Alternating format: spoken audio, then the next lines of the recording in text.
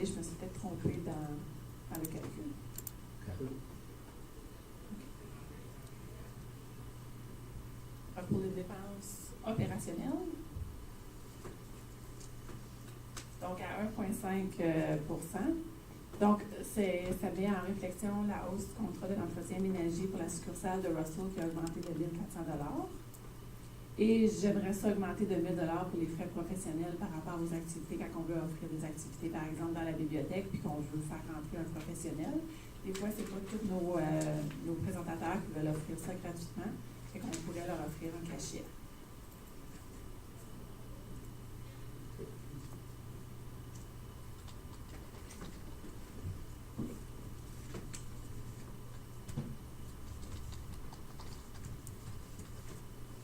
Les autres dépenses opérationnelles, dans les fournitures de bibliothèque, je voulais arrondir le chiffre, donc j'ai ajouté un 800 $. Et puis, pour le matériel promotionnel aussi, j'ai ajouté un 100 $. J'aimerais ça, cette année, qu'on fasse faire des sacs réutilisables, encore côté écologique.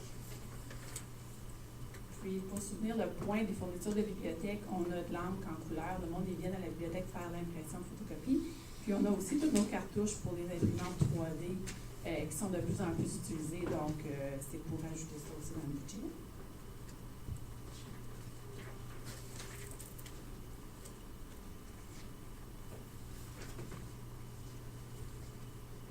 Maintenant, si on regarde nos documents, nos collections de ressources numériques magazines, ma biblio numérique qui sont nos French e-books, mes racines, c'est une banque de données généalogiques très utilisée en bibliothèque. On a Overdrive pour les livres en anglais. Et c'était très cher, les livres électroniques, quand il faut acheter ça. On dirait qu'ils nous boostent les prix comme en tant que bibliothèque. Mais je vais garder quand même le même prix que l'année passée pour rester conservatrice, que Mme Dionne avait mis. Puis là, je vais essayer de me gager un peu pour l'année prochaine. Comme ça, ça va me donner la chance de voir une année complète de budget de mon côté.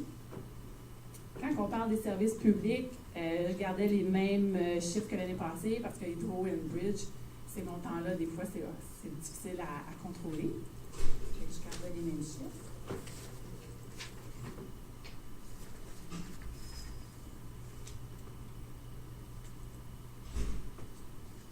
Maintenant, pour les revenus,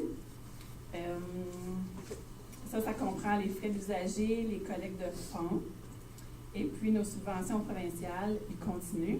Donc, on a encore de l'argent qui vient du ministère avec notre Public Library Pay Equity Fund, qu'on appelle le PLUG. On va chercher à peu près 24 000 $ aussi avec le programme Jeunesse au travail. Puis ça, on fait la demande à chaque année, mais on budgète quand même nos étudiants dans notre salaire, parce que ça, c'est pas garanti qu'on va avoir la subvention à la fin d'année. Et puis, on va aller chercher quand même 90% du montant qui est permis pour la bibliothèque dans les frais de développement pour les collections. Puis, cette année, on ne touchera pas à la réserve de ressources humaines qui n'est pas nécessaire. C'est pour ça aussi que notre revenu est un petit peu plus bas que l'année passée, parce qu'on avait été puisé dans notre réserve de ressources humaines. Conseil Buisson? Oui, je vois juste dans les revenus, le tax levy portion, c'est parce que tu n'as pas reçu le chèque encore, ou s'il est reçu, mais qui est juste pas comptabilisé. Monsieur Godin? Merci, M. le maire. Donc, conseiller Buisson. C'est pas qu'on reçoit un chèque, c'est vraiment l'écriture aussi, le 651, c'est une simple écriture de journal qu'on doit faire en fin d'année pour représenter le transfert entre la bibliothèque et la municipalité. Donc oui, pour répondre à ta question, c'est parce que l'écriture de journal n'est pas encore complétée. OK, c'est qu'est-ce qu'on a vu au début, la hausse de 1%, là, qui était 5 000. Non, c'est juste l'écriture, il faut qu'elle soit faite dans les livres, c'est ça? Oui, exactement. Oui, mais c'est la contribution de la municipalité qui s'en va là. Oui, c'est ça, c'est la contribution municipale Mais c'est ça, notre de première. 2018. La première, c'était ça, je pense. Oui. Qui était le 659 000. Oui, c'est ça. OK.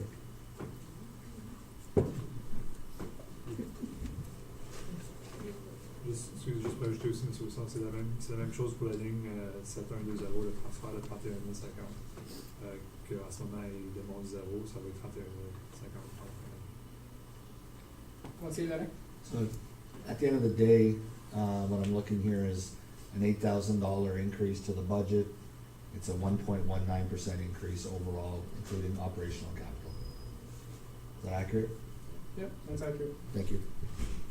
I'm good with it. You're good? Any other questions, members of the council? No?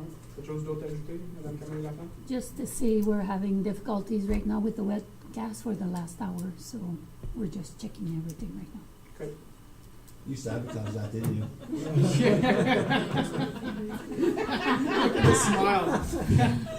How much did you pay Magnus? Come on now. OK. Parfait. Merci beaucoup, Madame Séguin. Il semble que le conseil est correct avec le budget proposé par la bibliothèque. OK, j'ai même pas fini. Voulez-vous que je finisse avec ma dernière slide? Dernière slide pour la pratique, c'est ta première année. Oui, vas-y donc. OK, parce que je veux parler des immobilisations dans le fond, parce que il me reste 2 slides. Ah ben. La prochaine, ça va être le détail. Donc, pour le budget 2017, c'était 64 500. Le budget 2018, 71 500. Là, j'y vais avec 60 400 pour une contribution municipale de 15 050.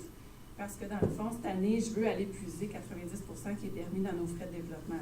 Fait que c'est presque la moitié de plus que l'an passé, afin de faire baisser la contribution municipale. Fait qu'au lieu d'aller chercher 25 000, on va aller chercher 42 000 qu'on a droit pour nos frais de redevance de développement.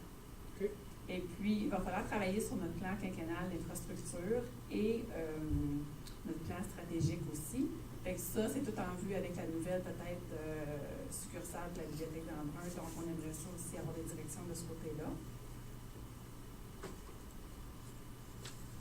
Et peut-être juste pour expliquer, enfin, donc les documents, j'irai chercher, c'est ça, le 41 850.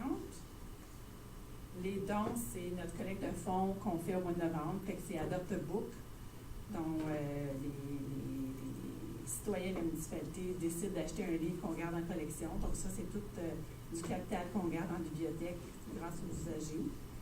Et puis la contribution municipale de 15 000. On veut aller chercher du mobilier, de l'équipement, mais là, je suis vraiment allée basic avec des tables, des chaises, mais on a besoin des systèmes de caméra parce que, comme je dis, notre staff travaille tout seul les fins de semaine et en soirée. Puis, il y a eu des incidents à d'autres succursales. Fait que j'aimerais vraiment apporter des systèmes de sécurité de caméra. Donc là, je l'ai budgété. Quand tu parles d'autres succursales, tu parles à l'extérieur de la municipalité. Exactement, avec Caswell. Et puis, c'est ça, aller chercher de l'équipement informatique, un ordinateur public personnel, des imprimantes, un écran de 42 pouces pour la succursale d'Embrun, des logiciels informatiques de base, Antidote, une application mobile pour la bibliothèque et Norton Antivirus. Donc, c'est des demandes quand même réalistes. Merci beaucoup. Conseiller Brisson? Moi, j'aurais juste une couple de questions. Quand elle dit qu'elle va aller puiser dans les frais de développement, est-ce que c'est un couteau à 2 tranchants? Parce que la bibliothèque d'Embrun, on parle d'essayer de déménager, que ce soit tout de suite ou, dépendant de l'option, que c'est dans une couple d'années. Je pense que, correct me if I'm wrong, M. Godin, mais dans les frais de développement, il y a une portion qui est divisée spécifiquement pour qu'est-ce qui est proposé, les livres, ces choses-là. Que tu ne peux pas réutiliser, ça ne nuit pas à l'autre frais de développement pour une adaptation pour l'emplacement. Oui, c'est bien ça, tu as raison, M. Donc, je pense que pour les frais de vente pour la bibliothèque, il y a 2 lignes, les livres, ou bien la documentation, puis il y a une ligne pour l'expansion de la bibliothèque, pour la relocalisation. Donc, ça ici, ça vient juste chercher pour la section des livres et documents. Parce que mon autre commentaire, quand elle voit là, pour l'écran 42 pouces pour la succursale d'Embrun, des dépenses comme ça, est-ce que c'est justifié comme c'est là, surtout si on planifie qu'on va peut-être la déménager? Est-ce que c'est des dépenses qu'on devrait attendre? Est-ce que c'est nécessaire là? Je vois l'écran avec toi. Oui. Puis encore là, on le sait que le déménagement, champ de son, ça ne serait pas l'année 2019, ça serait juste l'année 2020 au plus vite. Alors, c'est des coûts d'opération pour assurer ça. Ça, c'est de l'équipement qu'on peut utiliser cette année-là. Oui, puis qui peut le déménager à la prochaine. Après, oui. C'est pour quelle utilisation, cet écran-là? On va avoir un écran pour la publicité en brun qui se fait sur le mur.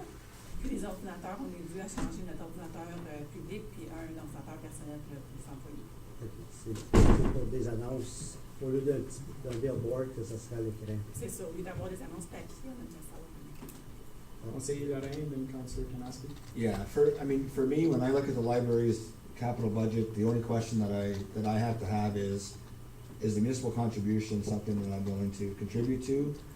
Where they put their money, their board has already suggested that that's what they wanna use it for. I'm not gonna sit here and say that, well, I'm not gonna fund, $9,000 or $3,700 for the screen. I say, am I gonna fund the $15,000? And right now, to me, in your overall budget, I appreciate the fact that you've gone ahead and done the development charge route. I think that's a mandate that I had requested all of administration to look at, considering the fact that we had unused development fees that we took out for the dome, and that we need to make sure we're using our development fees specifically for things like this and other installations that we're gonna be doing on the capital side. So I appreciate that. I understand where you're going, Councilor Breeson, that we're gonna, at some point move the library and whatnot, but in terms of what they need, I'm still there to say, you guys, are we gonna fund it or are we not gonna fund it? I'm not telling them what to buy and what to put It in. was for his personal information. Councillor Kanowski. Je voulais juste publiquement remercier Mme Séguin pour l'effort et le travail qu'elle a fait pour son premier budget de bibliothèque. On a fait un bon cheminement à travers tout ça, puis je suis très content de voir les résultats. Merci beaucoup, félicitations. Merci beaucoup. Merci beaucoup. On va continuer. Monsieur Godin, I see Chief Armstrong is here. Did we want to backtrack to that? No? 4:15. 4:15. So we'll go on. I believe the next one was Parks and Recreation. Actually, there was infrastructure services. Infrastructure. And so for Lawrence, section 4P of your binder and slide 78.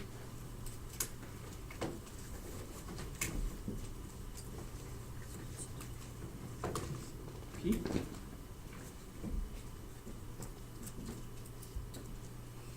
Monsieur Bourgon.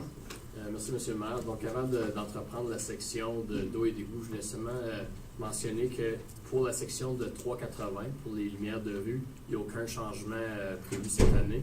Puis, on va en reparler brièvement plus tard dans la présentation. Donc, pour la section de eau et égout, le 411, le 431, les frais fixes demeurent les mêmes qu'auparavant. Puis ça, c'est basé sur le modèle financier qui a été présenté au Conseil il y a quelques années passées. The only proposed changes is to increase the consumption from $270 a cubic meter to $286, and that's to reflect the increase, the 6% increase imposed by the City of Ottawa.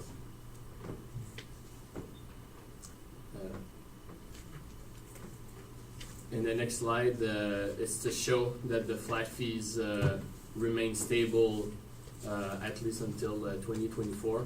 This model will be reviewed after 5 years, so in 2020. Again, that's a table to show the history behind our flat fee. That in 2017 we managed to be able to lower them and to be able to put the financial model in place to make them stable for the next years. Donc, c'est les changements là, à signaler pour les sections d'eau et d'égout. Conseiller Brisson. Il disait, comme pour cette année, que le water variable rate augmentait parce que c'était la ville qui l'augmentait. Je voyais qu'il y avait une augmentation pareille à chaque année.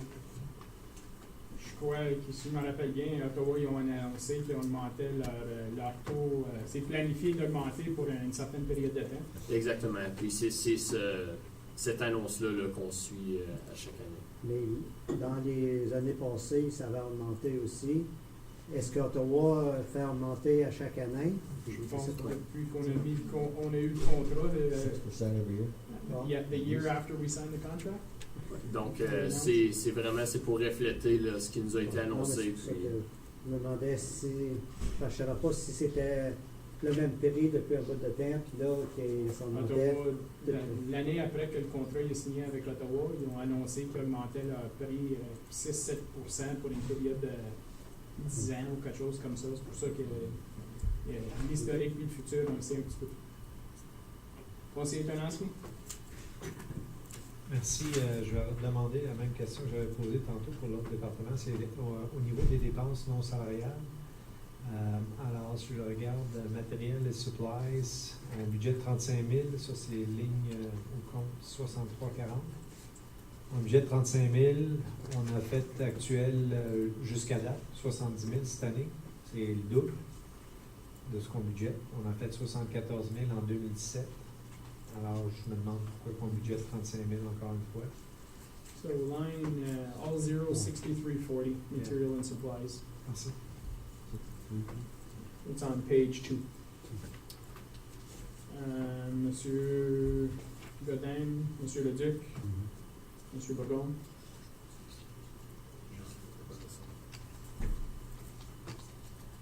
See, Mr. Mayor, I'm just going to say, this is an example that we've adopted a model, 5-year model. So I don't think Mr. Bourgon's team really went line per line. We're just relying on the model, on the revenues and expenses. I did have the same question that I wanted to ask Mr. Bourgon regarding how can we restructure some of the lines, because they should be restructured to reflect the actual costs. But the bottom line will be the same regarding, should we use more or less to the reserves? But we have not touched those lines, I don't think, because we were relying on the model, not playing with the model at all. So there might be more than one, I'm sure Mr. Tarnowski has more than one question regarding those exact numbers, if there's more actuals or less actuals to justify increase or decreasing numbers. But that would be the answer to all of these lines, that this year we did not really play with those lines of the model. So, but we could be looking at those just to adjust. Okay, merci, Monsieur Leduc.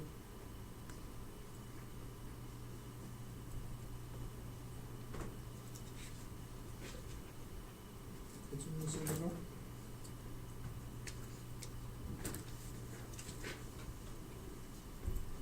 Donc maintenant la section 4R, donc the section 421 for the storm sewers.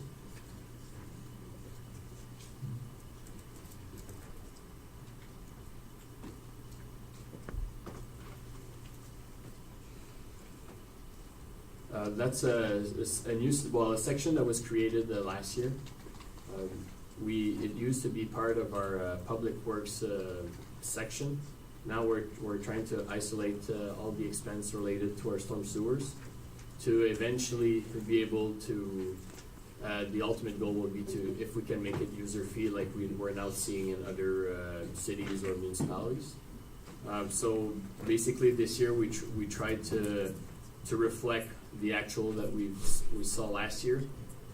We're still in the middle of doing a climate change study. So to know the real operational costs and all the maintenance work that needs to be done, it's still not finalized, but at least we did some adjustment and to know what's a real cost for us storm sewers. Were we not getting a grant from FCM? Monsieur Maher, that's correct. To complete that study, which is one of our capital projects, we received last year a grant from FCM to complete that study. Okay, Which it should be completed probably by the end of March. Okay, so it's showing up on the capital side, not in the That's capital. correct. Okay, perfect.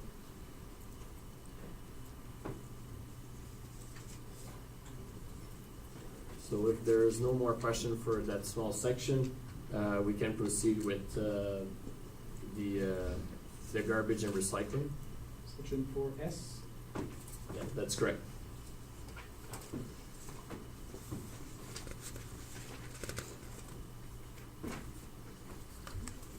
That section, which include garbage collection, garbage disposal, and same thing for recycling. It's a user fee section. The highlight of that program, the large item collection remain at 1 item per resident. C'est la même chose que nous avons fait pour 2018. Encore une fois, il y a seulement une collecte de produits dangereux qui est prévue. For the last year, we implemented 10 grant of $200 for usable diapers. Nous avons maintenu ce nombre à 10. En 2018, 5 des 10 subventions ont été attribuées. Donc, cette année, on continue à faire la publicité en espérant qu'on va être capable de donner les 10 subventions. And we, in our budget, we added a third leaf and yard collection. The specific date of that collection still needs to be determined, but in the budget, we added that fee to perform a third collection, which was a request that we've seen several times in the past. Conseiller Lorrain, conseiller Tisson. What would be the impact for one cycle of collection, so 1 week, right? We collect about 6 days of the week? We mean just for regular garbage? Just regular garbage. It's 5 days a week. It's 5 days? Yes. There's not a Saturday? Saturdays would happen if there's a stat day. If there's a stat day, okay.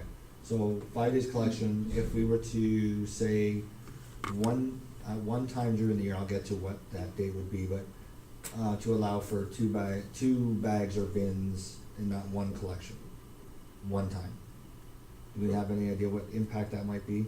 So essentially take the amount, instead of dividing by 52 weeks times 53 weeks, it'd be an extra week, right? Exactly, essentially. The reason I ask is the one time that I see that there is significant pickup is the pickup right after Christmas. Right? I mean, people have people over, there's Christmas, there's all that, there's a lot going on then, and I think people struggle with finding tags and all that stuff. Is there a way that we can try and build that in for that one collection, that it's 2 bags a household? Just for that one collection. Monsieur Bourgon? To Mr. Mayor, I can get the number fairly quickly, so maybe either later today or tomorrow, maybe I can bring back what amount that would represent.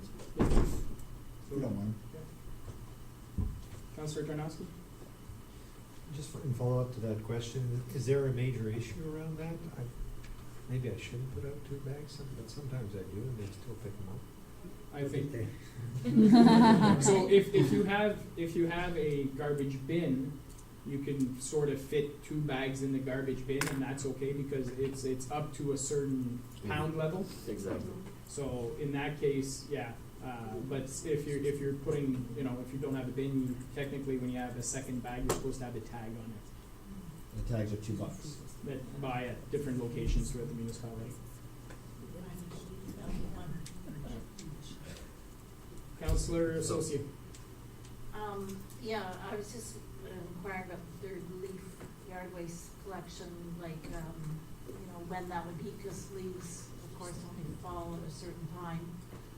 And we have, right now, the only comment I've ever heard is that people find it's a bit late, the fall leaf pickup, like it's November, and they're sort of looking at the end of October maybe.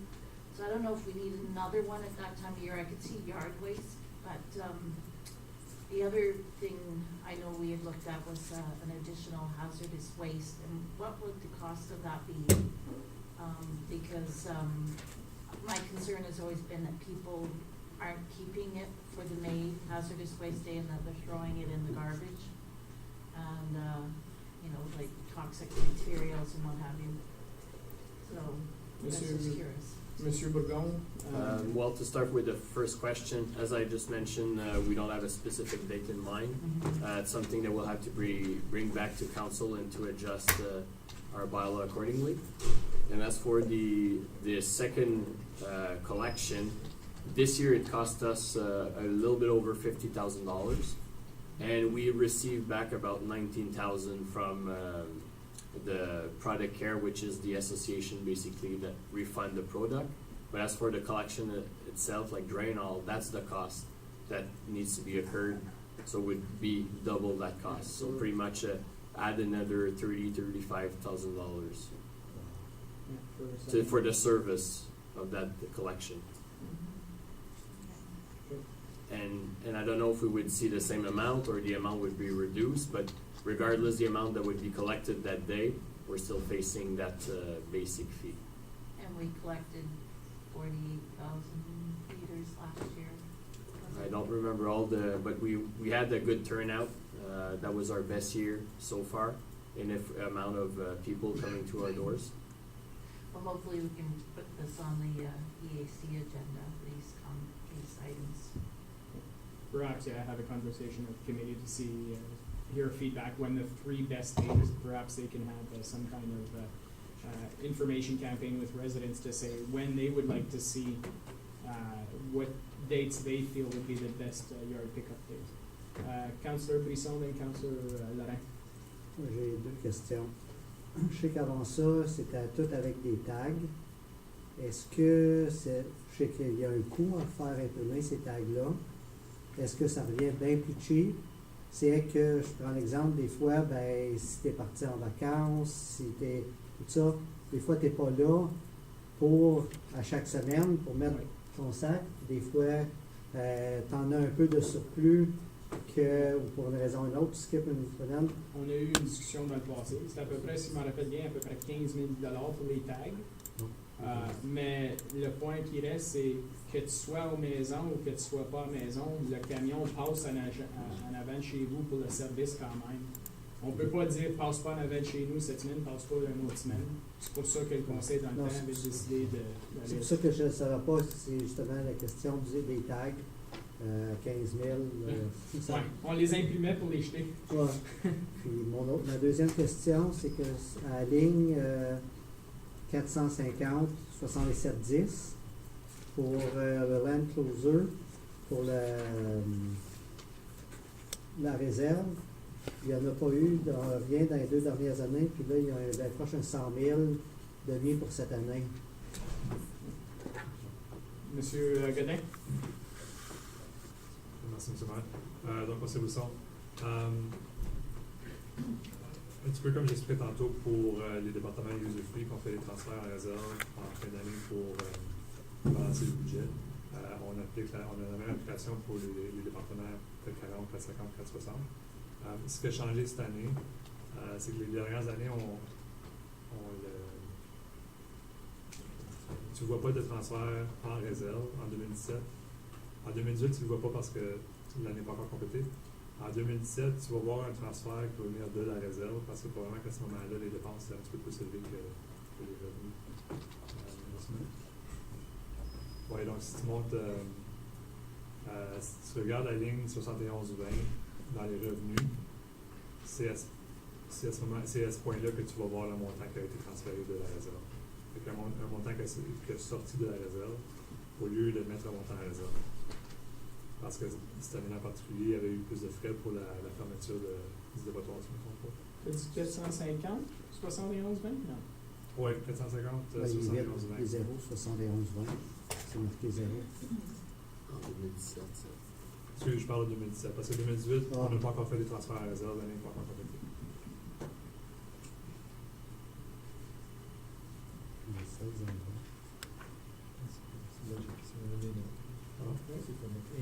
Oui.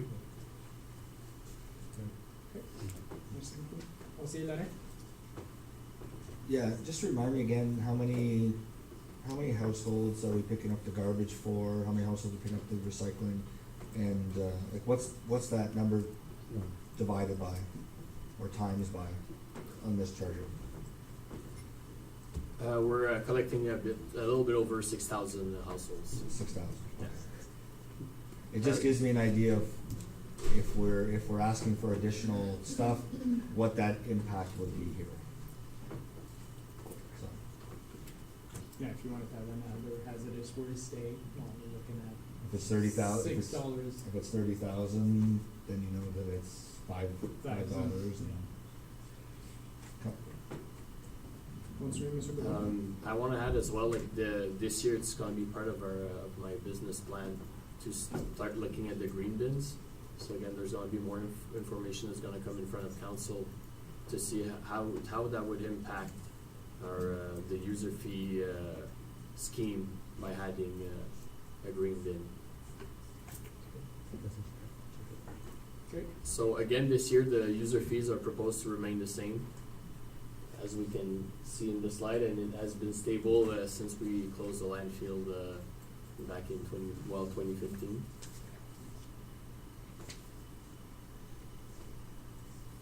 And that's it for the section for the waste collection. Questions, commentaires? Non? Conseiller Brisson? Pour qu'est-ce que ça lui coûte pour l'envoyer à Alexandria, ça a resté pareil, tout ça? Monsieur Bourgon? Merci, M. le maire. Donc, présentement, pour le recyclage, il n'y a pas de changement. Ça demeure les mêmes choses.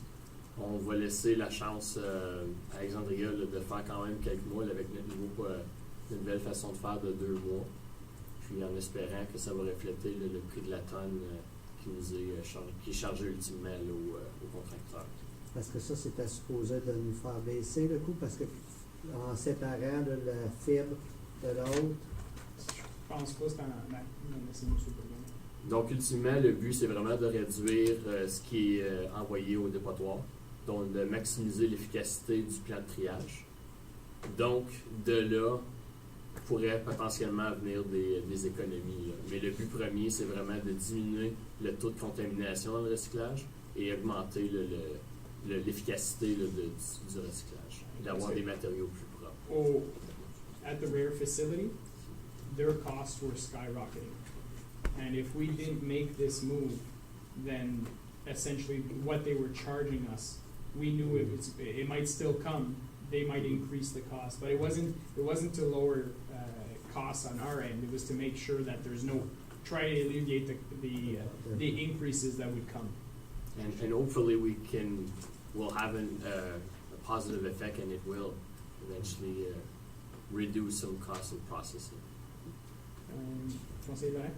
And I'll save you some time, Mr. Bourgon. I just did the math myself. It's, when you look at the numbers, 397,000 for garbage collection divided by 52 weeks is about $7,500, $7,600. So we know there's 6,000 residents, so we're talking $1 to $1.50 increase. So call it a $2 increase. If we went from $64 to $66 as an example, we'd be able to get that one extra bag collection after Christmas. But essentially, everybody would pay that $1 extra for the ability to put 2 bags in. the ability to put 2 bags out, even though Correct. there might be only 1,000 homes out of that 6,000 homes that put an extra bag. That's right. Okay. L'autre question que j'aurais, M. Bourgon, related budget maybe, is just, have we heard anything from the industry where I know there was discussions last year where there was heading, but there's been a change in government. We hear the horror stories that, industry areas like Rare is starting to stockpile what they're taking in because they have nowhere to sell it to, no customers. Mr. Bourgon? At this point in time, it basically didn't move forward at all. There's a few webinars planned in the next couple of weeks to get that ball rolling again. But that's the latest we've got on to see if it would shift to 100% to the producer. We know that AMO got staff working on that case full time. So it didn't move forward yet. There's no rules, if I can say, from the ministry at this point in time, but the project's still alive. Okay. But we did receive a little bit extra funding from the Blue Box program. Yeah, we used to be at more of the 40% mark, and now we're actually getting closer to the 50% mark where we're supposed to be. So basically that funding coming from the producers, and the attention to the full transition would be to have those costs covered 100% by the industry. So that's the ultimate goal. Looking forward to that. Merci beaucoup, Monsieur Bourgon. Monsieur Godin? All right, merci, Monsieur le Maire. Next section will be Parks and Recreation. So beginning at section 5T.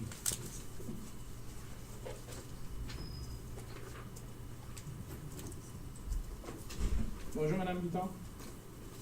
Merci, Monsieur le Maire. Bon après-midi. Good afternoon, everybody.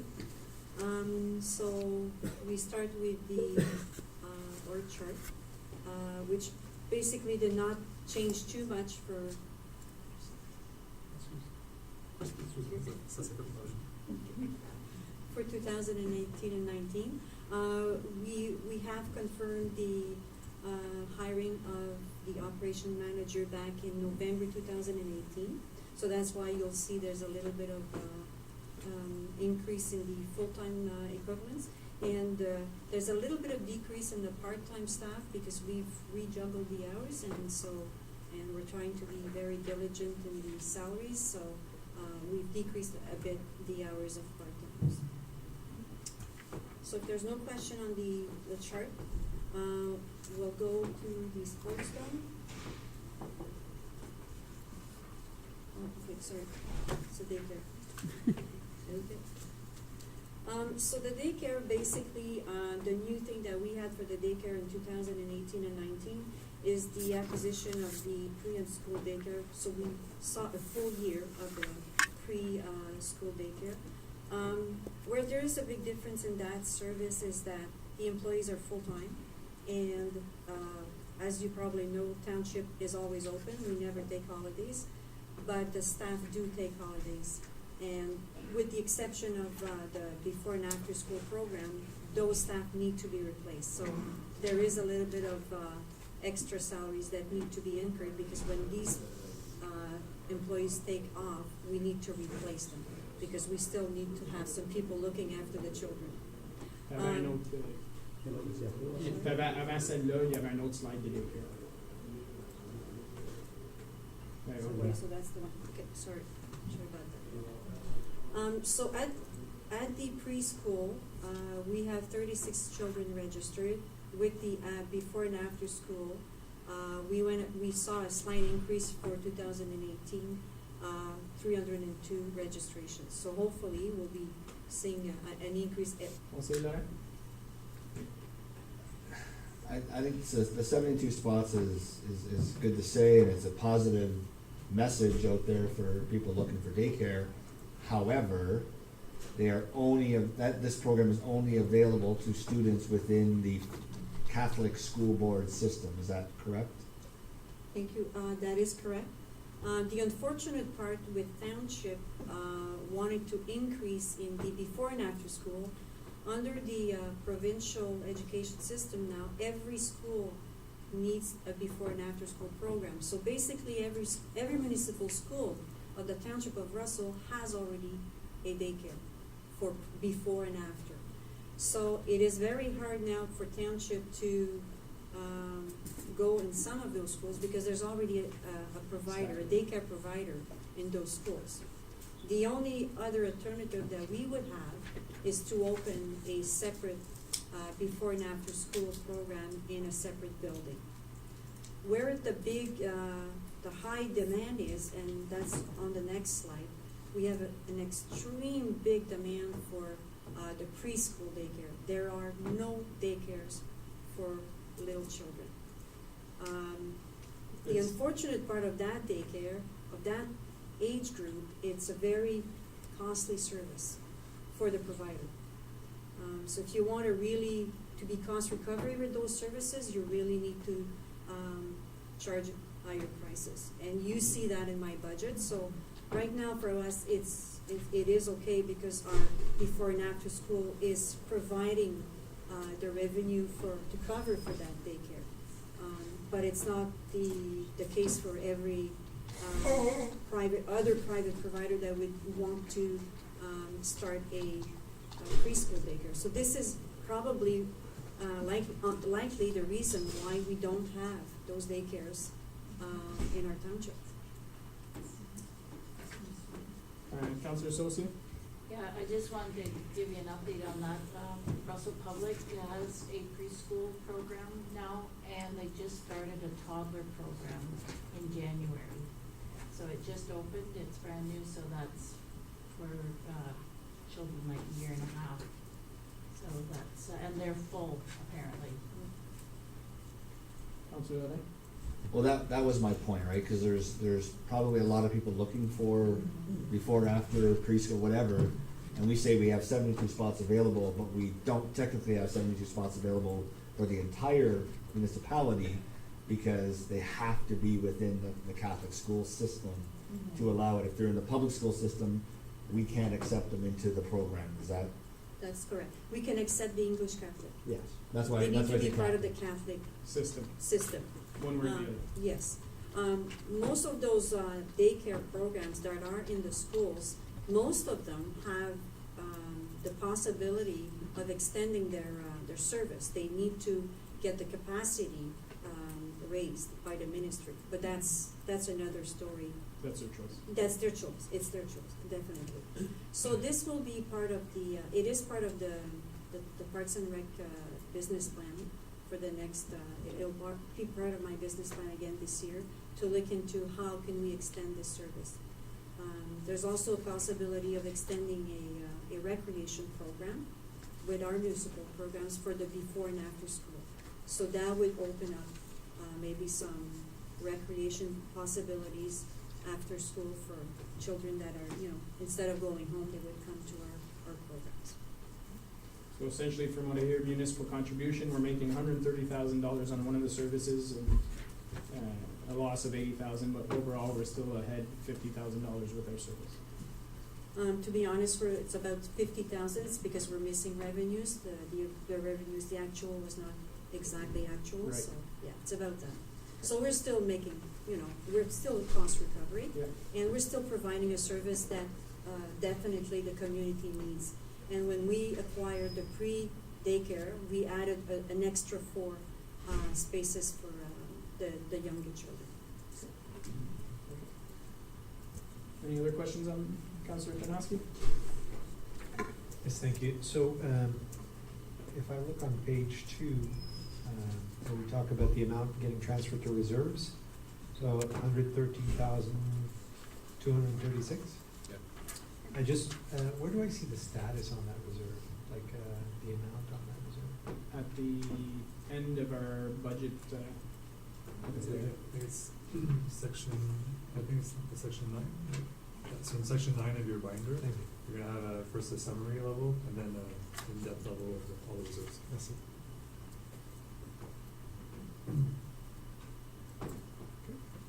Continuez, Madame Vita.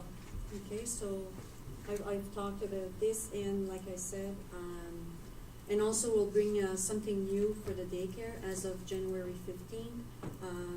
The users, the parents for the daycare will be able to pay their invoices online. So this was being asked a lot from the parents, so this will be available to them. And then we come to the dome, which was a part of our year in 2018, and it's still part of our upcoming year. We opened up the dome back on January 10, 2018, and since then we've been working hard in trying to meet every step of the way. So we had some challenges, of course, like any other new project, any new facility. And when I say new facility, it was really something different that the township had never had done before. So I've tried to put you some stats for different passes, different sales that we've done through the year to show you how well the dome is doing. So for the membership for the gym, we've sold a number of 1,468 passes. To be honest, it's mostly monthly passes. There's about 1,155, if I remember correctly, passes that were sold monthly to the 3 different age groups. And then you have the walking and running track, which is a very, very popular pass with mostly our seniors. If you look at the seniors passes, we've sold over if you count up the Une seconde, Madame. Conseiller Larry. So, sorry, I was just, the previous slide where you had the gym memberships. Yep. So you've got monthly at 533, you've got 82, whatever. How do those numbers compare to the original projections? I don't have the numbers in front of me, but I can tell you that we've surpassed the number in every passes. That's what I can tell you.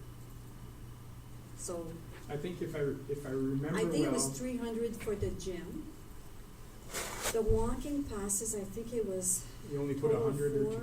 you only put a couple hundred for the Yeah. walking pass. Like the walking pass is like 4 times what we've sold, and even more. So definitely the revenues for the passes have surpassed our expectations. I think if looking at these numbers, if I remember well, the projected yearly membership was higher, but the projected monthly Monthly. membership was very Yes, significantly yes. lower.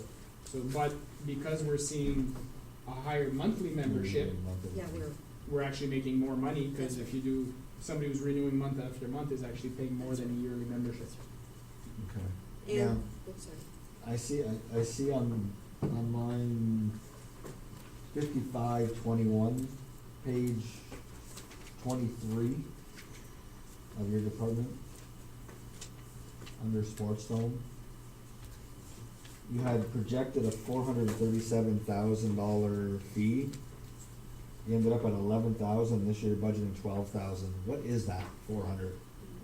It's because we've decided along the way that it didn't make any sense because we had put everything together, the turf rental, the passes, the municipal programs. So we wanted to show a clearer picture of everything. So if you look, let's say, at the one for, let's say, the rental. Is it the rental? Now, I think there's a misplacement of figures here. I only say that because I understand how it's broken up, because if you look at the actuals versus the budgeted, I see there's different numbers, but If you look at the registration fees, for Yeah. example, we had 0. We have 279 as actual.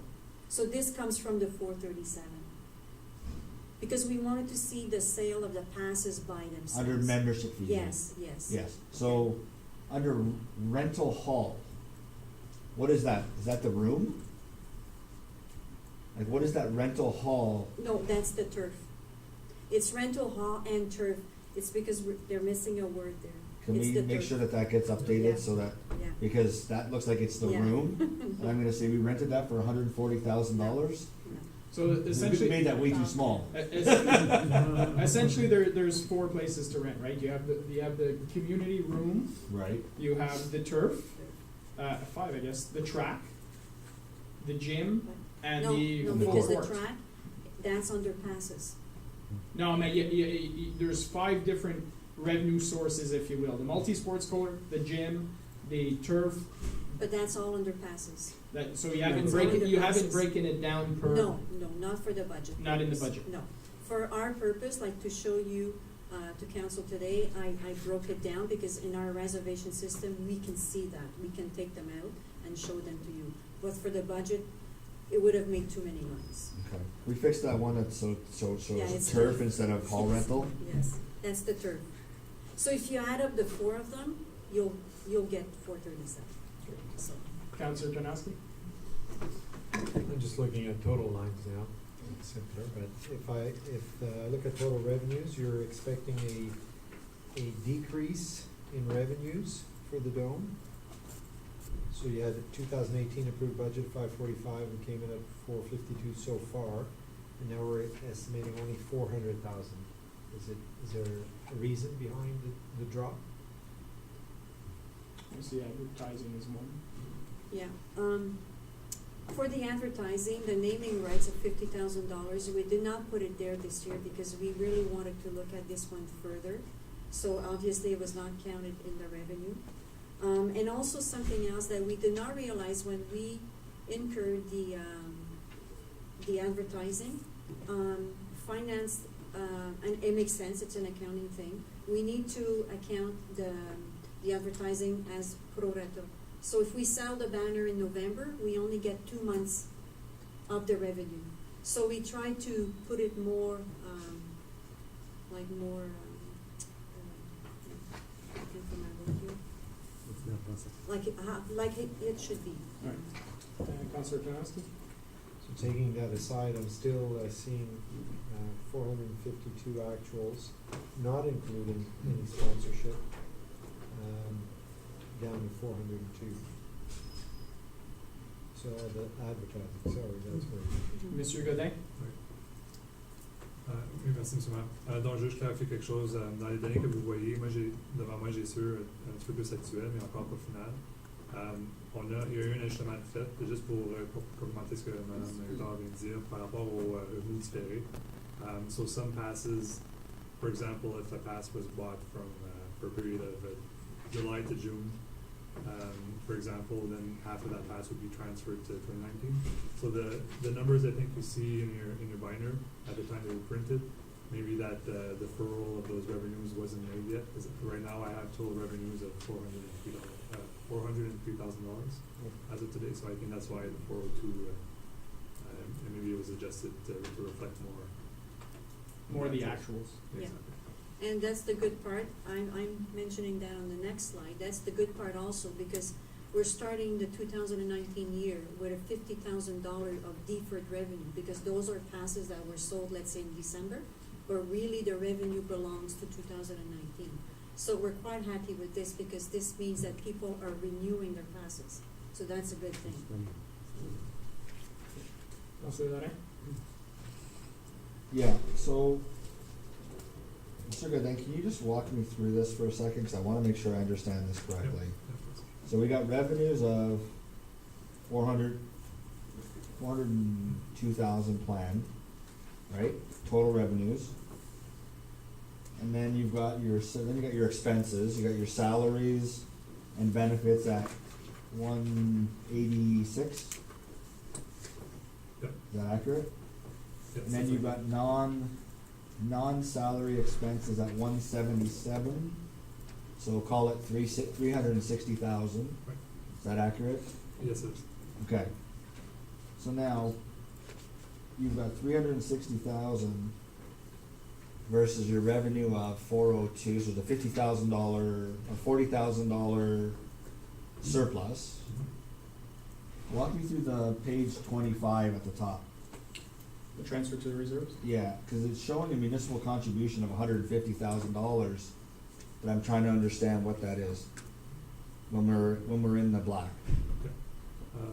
Through you, Mr. Mayor. So essentially, so you do see there's a transfer to reserve of 38,000. Just to make sure you see the line. So basically, the 38,000. That's the surplus. That's the surplus where we're transferring to reserves. Okay. You'll see a couple of lines down, $150,000. Yeah. Before the municipal contribution. That's a transfer to capital.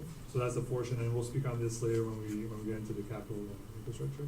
That's the portion that we're proposing for financing of the dome, the unfinanced portion, where we said we would use a portion of the infrastructure fund over a couple of years. Okay. This is what this represents here. So yes, we are in the black as the operations go. We still have some financing to do on the actual fund. So just to be clear, for the, what's left for the dome, is that the 800 and, what's left as far as what's owed on the dome? Before this $150,000, there is just over 700,000, and we'll go into details about that in future slides. No, that's perfect. I just want to understand what that was. We're making sure that we were still in the black. Conseiller Brisson? Donc, techniquement, c'est pour 150 000 de contribution, parce qu'il y en a 38 000 qui a été dans réserve. Ouais. Parce que de ce 38 000-là, il y en a, ça va utiliser dans 150 000 pour payer. Non? Y a-tu, Monsieur Godin? Donc, la façon que c'est présenté ici, le 38 000, c'est pour le mettre en réserve. Essentiellement, on n'est pas un commerçant, on n'est pas censé, selon l'acte municipal, le Municipal Act, de budgéter pour des surplus. Nos frais aux usagers devraient être des frais aux usagers. Donc, we should be charging what it's costing us. We shouldn't be charging to make surpluses for departments, right? So what we do in cases like this, where most of the operations are funded from the user fees, is that if we project to have more revenues and expenses, then that amount is going to be put into a reserve. And if for a certain year we don't reach the revenues expected, or we have more costs for X reason, then at that point we can use that reserve to fund those Asset management. Asset management, exactly. That's correct. Donc, pour répondre à ta question, Je peux pas suis sûr prendre si cet c'est la- argent-là pour le mettre, pour payer le don, parce que c'est sous l'opérationnel. On pourrait utiliser le 38 000 pour payer le don. On a développé une autre stratégie qu'on voulait vous proposer. Donc, à ce moment-ci, on avait utilisé le chiffre 150 000, mais on va pouvoir en parler plus en détail quand on parle du capital. Puis, c'est sûr que le 38 000, au lieu de le mettre à réserve, si vous décidez on pourrait absolument s'en servir pour financer le projet. Councillor Janoski? Est-ce qu'il y a quelque part des revenus pour la cantine, le petit restaurant qu'il y a là? For the canteen. If there's a lease or rental or something? Madame, Oui, les revenus générés par le restaurant, parce que c'est un tender, donc c'est une location, c'est un frais de location qu'on a. Et puis c'est déposé là, dans le hall, dans la partie du hall rental. Ah, ok. C'est là que c'est déposé.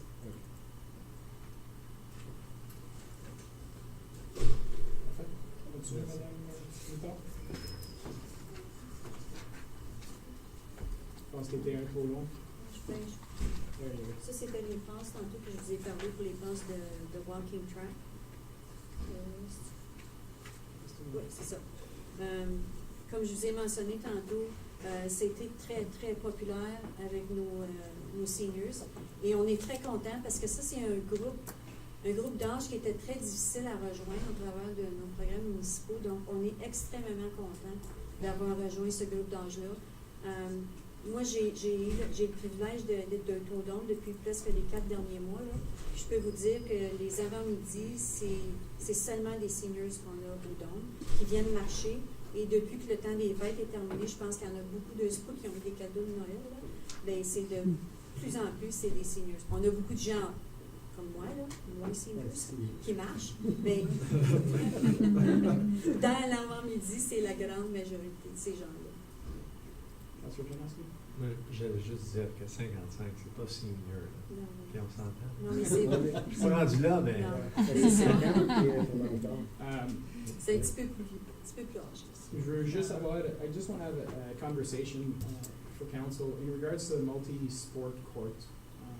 I had a few residents come and talk to me in the last little while. I see that we've only sold 43 6-month pass. So really, I would say there's probably, even say maybe 30 people, like somebody's getting a 6-month and then they're booking another 6-month. So there's only, 20 or 30 people that are getting a 6-month pass.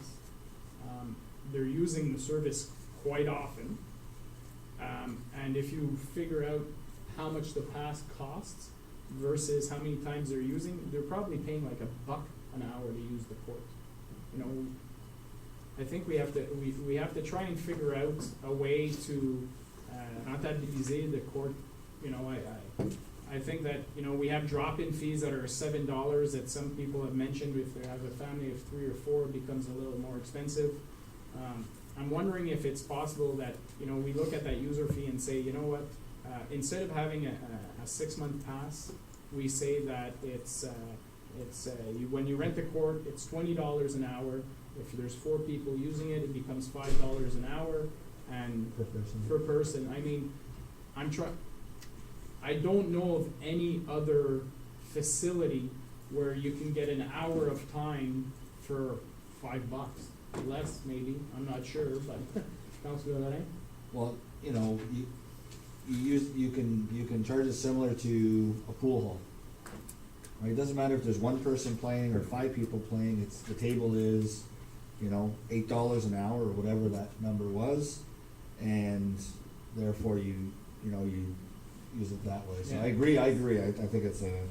I think, I'm in my mind. I see something like it's $20 an hour for up to 4 people. If you for every person above that, then it's $5 a person.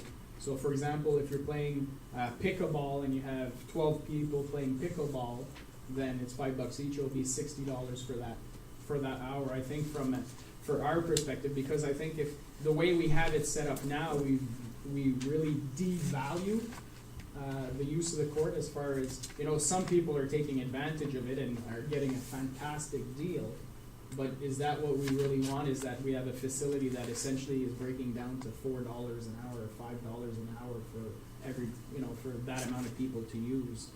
I think that, if we said, instead of being $7 an hour drop-in fee, if we drop that to $5, if we just say across the board, we want $5 an hour for anybody using the court, I think the majority of the people who are using it will see a reduction in their fees as opposed to the 20 people or 30 people that are buying a 6-month pass.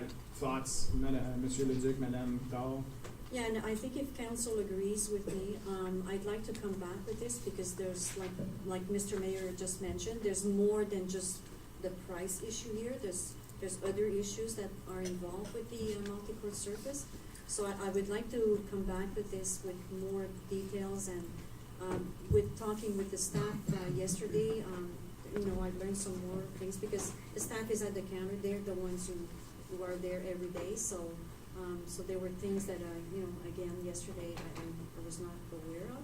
So I would like to come back to council with this, with just that item, and have a more precise and more accurate maybe price.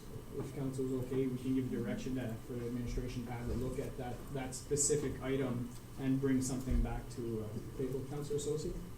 Yeah, I just had a question about the multi-sport court, because I've had, questions from other groups such as Russell Rockets, like basketball, and I understand the nets have been damaged. So are we, it's unfortunate because I know there's a lot of people who like to play basketball indoors in the winter. And are we going to fix that, remedy that situation? Madame Vital?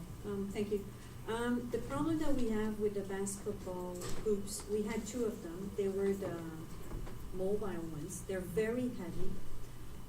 So one of them, some users just tried to move one of them, that fell, it broke. The other one broke when we had a little bit of a mishappening in the spring. So we discovered that we don't have enough space for those basketball hoops. They're very big. And at the end of the tennis court, we don't have enough space each end. So now what we're looking into maybe in getting is a permanent one. It would be like in the corner, if it's all doable with the available space that we have, and it would stay there. And we put the appropriate padding around it so nobody would get hurt on it. Obviously, they won't be able to have a real game as per se, but they could come and practice, I think when we planned the dome, maybe we were short of space in that area, and that's unfortunate, but we've tried with the mobile ones, and it's not doable. And at one point, it's becoming a security issue for the users.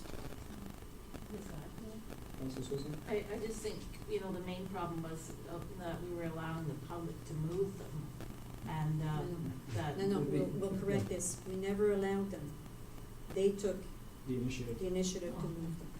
Yes, Yeah, because, excuse me, yeah. our staff was moving that, and while they were just going to move it, some users took the initiative and moved it, and they dropped it on the floor. They damaged the floor, by the way, and they broke the thing. Because all the lines were there was perfect for I a know. basketball That's why court. we really had the intent of having it.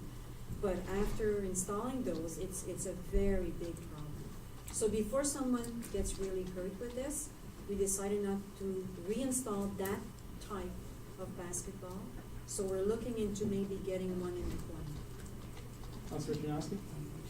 Again, I'm new at this process, so forgive me if this is not accurate, but I find we're discussing minutiae operational details here that should be taken care of by someone who's doing that, and there is a PRAC committee as well. Can we just defer that to them?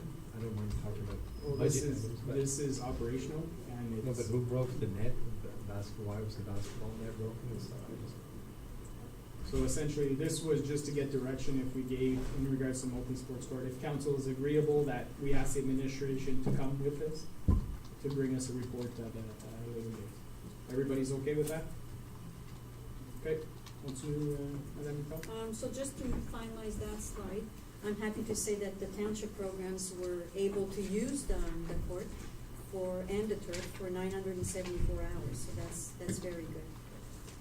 And also I can confirm that, I'm not sure if council remembers that we've added some public turf back in June, I think just before the summer holidays. So we have public turf in the morning and some in the afternoon, and it's quite used. And this week was an unusual week because all the kids didn't go to school. So we saw many families coming in the morning and in the afternoon. So I can tell you that the public turf is something that people do like. This And they're is the using it. $5 drop-in fee? Yes, yes, that's right.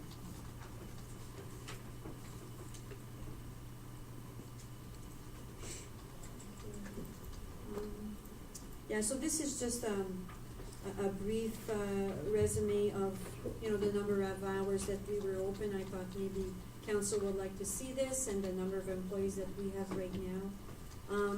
Plus the banners, we still have to work on that. We want to sell more. We have 2 exterior ones sold. We're in the process of selling 2 more, so we're getting there. And in the inside, we have 8 banners, but we have space for many more. So this will be our main goal for 2019, to get more revenues generated from that. And like I said, if we sell in November, unfortunately, there's only 2 months of that revenue that is incurred for that budget. The rest goes into the next year. Councilor Lorraine? Yeah, in terms of the title sponsor, I guess you'd call it, is that, like, no one's been willing to make themselves the title sponsor of the Dome? And is that the cost that we've set it? Is it $50,000 a year, or is that $50,000 for 5 years? Like, what has that been set out at? At one point in time, we were dreaming about $1 million. So we kind of changed our mind about that. So we did set it at 50,000, and when we initially did the budget, we had an RFP with no luck. We had also a few meetings with some potential individuals with no luck. And since then, I have not heard myself, or I don't know if anybody else has been approached by anybody for consideration on name rights on the building. And I've not heard about that at all myself. So it's not a hot topic right now. Maybe we could try to drum up or promote it next year, but there's nobody in the pipe right now to say, yeah, it's coming in a couple of months from Perhaps when we see some more commercial development, we'll have a little bit bigger fish, perhaps. If I remember well, Alexandria, I think it's Tim Hortons that sponsored it. It was $50,000 for 5 years, so essentially $10,000 a year. But I think we have some potential projects coming. And with our volume, we think that's too low for the exposure they get. So we want to have a good deal, not if they have a deal to have a deal kind of thing. Want to say something? Ok. So the next... On va prendre un petit break. On va prendre 10 minutes. Et on va revenir.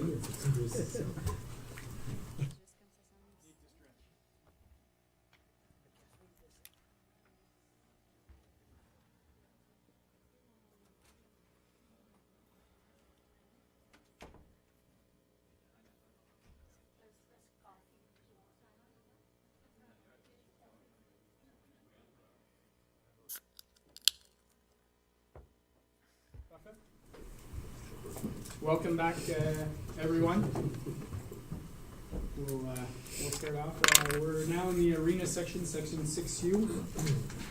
Madame Bouton. So the purpose of this spreadsheet was to show the comparable user fees with different townships around us. So we wanted council to be aware of the user fees that we're charging right now. Because in the next slide, you'll see that we're recommending a 5% increase in the ICE rate, starting in September 2019. And the reason for this is, well, on this slide, you'll see, the next slide.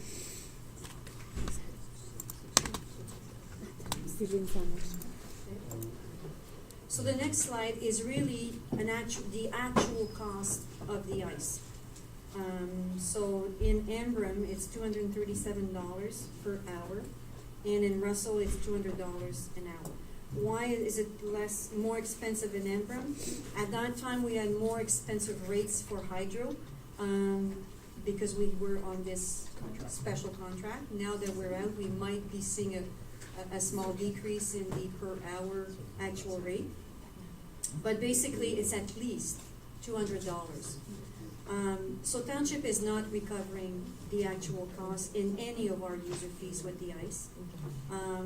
And plus, because of the change on the policy last year, where the minor sports associations are able to give back some hours, we were able to sell some of those, but not all of them, unfortunately. So we saw a loss of $25,000 with both sides. The higher cost, the higher loss of revenue, I should say, was on the Embrun side, where we lost about $16,000 and almost $9,000 on the Russell side. So basically, for the revenue part of the arenas, we are back like to almost 2 years ago. So this is one thing that we are recommending, a 5% increase, to try to recuperate maybe a little bit of that money, and try maybe also harder, like we've had some suggestions like yesterday from Councilor Lorraine to advertise our hours. Maybe also with an improvement on the website, people would be able to see more accurately and faster the hours that are available for sale, because everything that is available for sale is always updated constantly because it's linked to our booking system. So it's an actual update. So this is where we are for 2019.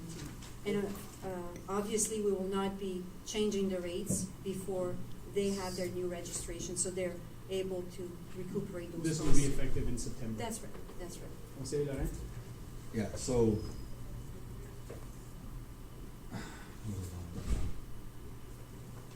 So when we talk about the rates, and you talked about what I sent you yesterday, is there a way that on PD days, inclement weather days, March break during the week, we have staff at the arenas, correct? The only thing that council members have to understand, we do have staff, and I agree with you. When it's unplanned like that, sometimes it could be difficult because remember we have one staff at the arena per day. That's the only person we have. So, and we're trying to be really diligent in everything we do. So let's say we need to do a setup in Marionville, it's that staff that leaves the arena and go do the setup because we have no one else. We only have 2 full-time during the day. But most PD days are planned, March break is planned, That's it's right. the inclement weathers that aren't. What my thought was, similar to what you've seen at the Dome with the turf, could we not say that on PD days and March break and then inclement weather days, that from 10 to 12 and 1 to 3 or something to that effect is skating, and it's $5 a person. Right, you get 2 hours to go skate. It's $5. If you come back in the afternoon, it's $5 to go skate, or $5 total, whatever that number is. Yeah, previously we had it at $2 and then we got rid of the. Well, that's just like the regular public skating. This is a special event. So that's The what, only problem that I have with this, people might be confused. So if we add some extra hours, we will have to be very, very clear and precise to say that this is not free, because everything else is free. Like whenever we have public skating, whenever we add public skating, it's always free. I'm fine if we want to talk about doing it for free as well. I want the kids to have something to do, right? And I love the fact that we had the Dome, and I think there was a drop-in rate. Yeah, and like this week, we were fortunate, all the 3 rinks were operational, so they could use the rinks until this morning. And we had some public skating almost every day in the arenas. Like for the PD days, definitely, and we've added some more in Embrun. We had already an hour scheduled in Russell, so what we could do, because we already have an hour, that's easy for us to add another hour back to back. Where it's harder for us is to add an hour in the morning, an hour in the afternoon. That is harder for us because if staff needs to do some work elsewhere, and on Fridays, a lot of times we have to do setups. It was more of a suggestion. If you Yeah, can figure out yes, a way yes. to make it work, No, and definitely. I'm all for it. Yeah, like I said before, what you sent me yesterday is a really cool idea, and it's already passed on to Sonia, so she will look into that. We'll see if operationally it could be done. Yeah, and like I said, we'll take every measure to sell those hours, but like right now, March break, right now, we could close both arenas, we have no hours. We have no hours. Now, have we It's on gone the out to website. every single, have we proactively gone out to every association, whether it be in Russell Township or around all the competitive hockey teams, Yeah. the spring hockey, like whatever we know of, to proactively send them an email, say, listen, we've got March break hours at X amount per hour, are you interested? Yeah, Sonia started already to do that, but what she's getting as a comeback is they cannot schedule anything during March break now. So nobody wants hours because of that. Apparently, the hockey association is Yeah. preventing any groups from using the ice because everybody's going on holidays, a lot of them. I thought it was that the blackout was that they couldn't have games during that time period. Games and practice, apparently. That's what we've been told. Okay, So but definitely we can Spring, put it out. even yeah. the competitive teams. Yeah, maybe. I know the competitive teams have tournaments and stuff during those times, so it's just more ensuring that we're being proactive, especially with the, we talk about we're losing $25,000. Well, I think the website changes for 2020 should help with that. I mean, right now, it's 5 clicks to get to ice availability, right? So, embedded in that email that I sent yesterday, when you actually had the email, not just what I took a picture of it, but embedded in the email was ice availability, 1 click, boom, it's all in front of you.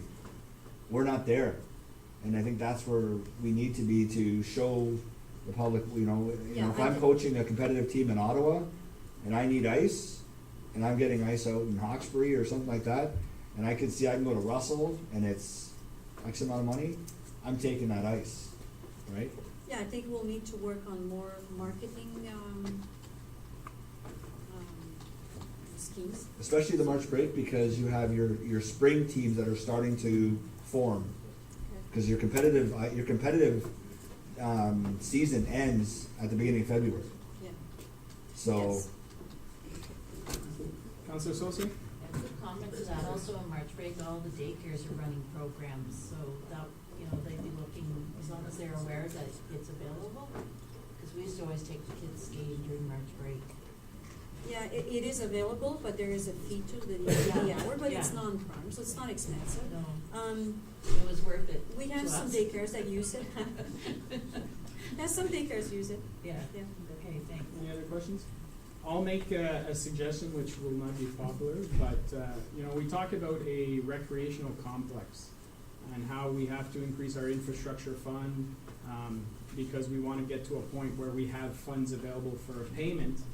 That's on the taxation side, but we're not doing anything on the user fee side.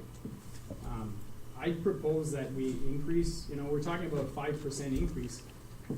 I propose we do a higher increase with the extra on top of being set specifically aside for a reserve to help with the construction of future ice rooms. I'd say, from 5% for operational, and then 15% goes towards for the future of a new arena. Because as much as we talk about having new arenas, if the users of the facilities are not interested in paying more, why are we talking about putting those in place? Because we know that as soon as we have new arenas, it's going to be a lot more expensive. So, want to say that, eh? I'm gonna somewhat agree with you. How's that? I know you're talking about maybe not popular, so I'm okay with that. The minute that we have a plan in place to build the arenas and we know what the timing is going to be. If you tell somebody who has kids in, and this, you may not know the age groups, but if you have kids in Bantam today, and you're gonna charge them an extra, what'd you say, 5 plus 15? Percentage-wise. Is that what you said? 15%, yeah. Yeah, so Say 15 it's gonna be a bucks. 20% increase to user fee starting next year. They've got 2 or 3 more years of minor hockey through Bantam and Midget. They're never gonna see that facility, right? Versus somebody who is starting in novice right now, and they know that the money that they're putting in now is going to benefit them in the future. Right. You know what I mean? But It's hard to say, I'm gonna charge you an extra 15% for ice, yeah. but we don't know when we're going to build another arena. So I'll put it another way. If we had something in place like this 15, 20 years ago, we'd have a considerable amount of money to build a facility, to help build a facility today.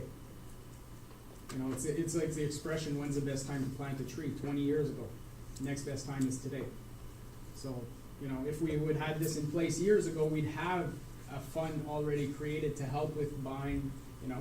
I understand that the people who are in it now might not benefit in the next 2 years. But, you know, when their kids are playing 10, 15, 20 years down the road, maybe they'll be benefiting at that point in time. Maybe I said it incorrectly.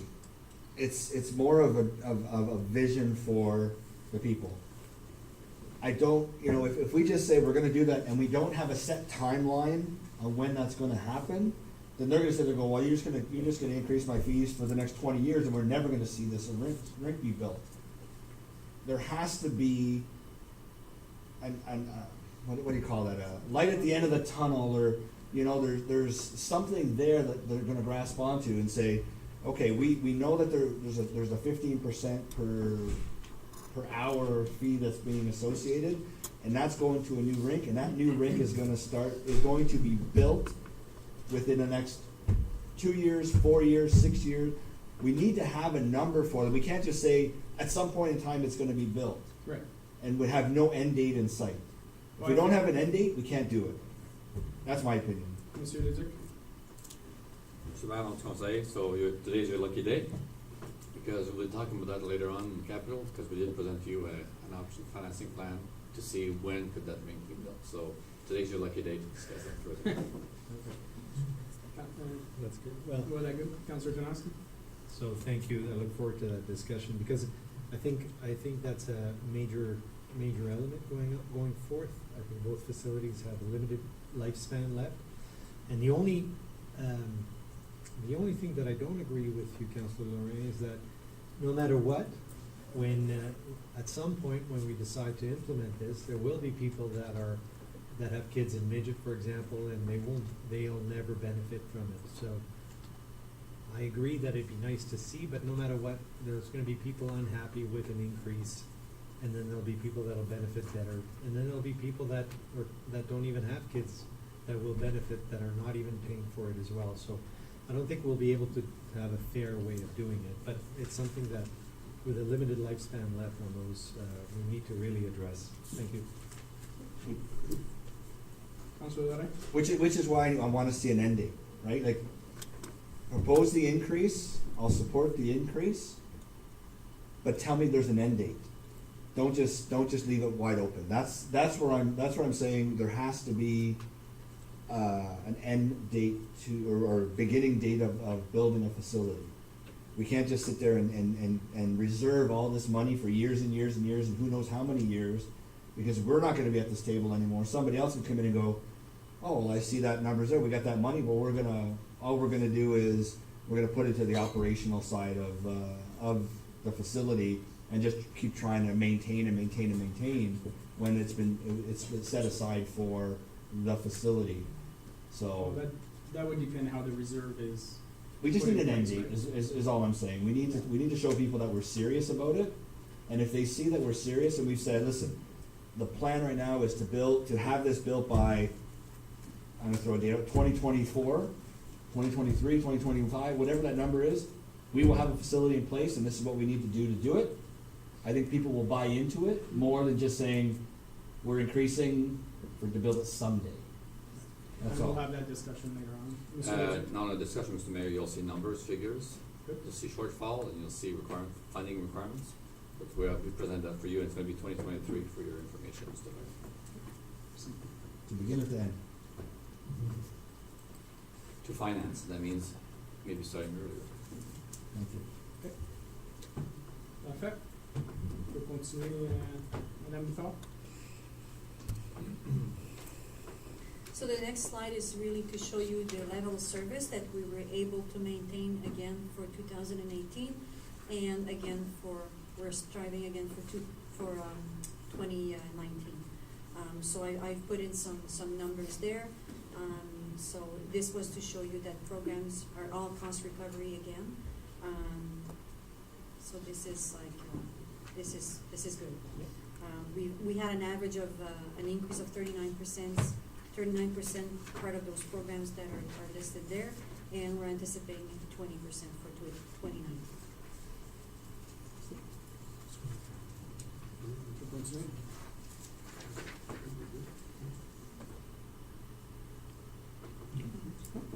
So the next one was that's it, because it's capital projects and it's part of the whole capital. Okay. Any other questions at this point? No. On peut continuer, Monsieur Godin. Oui, merci, Mr. Mayor. I see that Chief Armstrong and Chief Duhamel are both here, so maybe we could Go back. reverse the clock, and And, go to the fire section. C'était quelle page? Quelle section? Il y a quelque chose au début pour ça. Donc, H. section 2H. Puis c'est le slide 55, c'est bon. Here.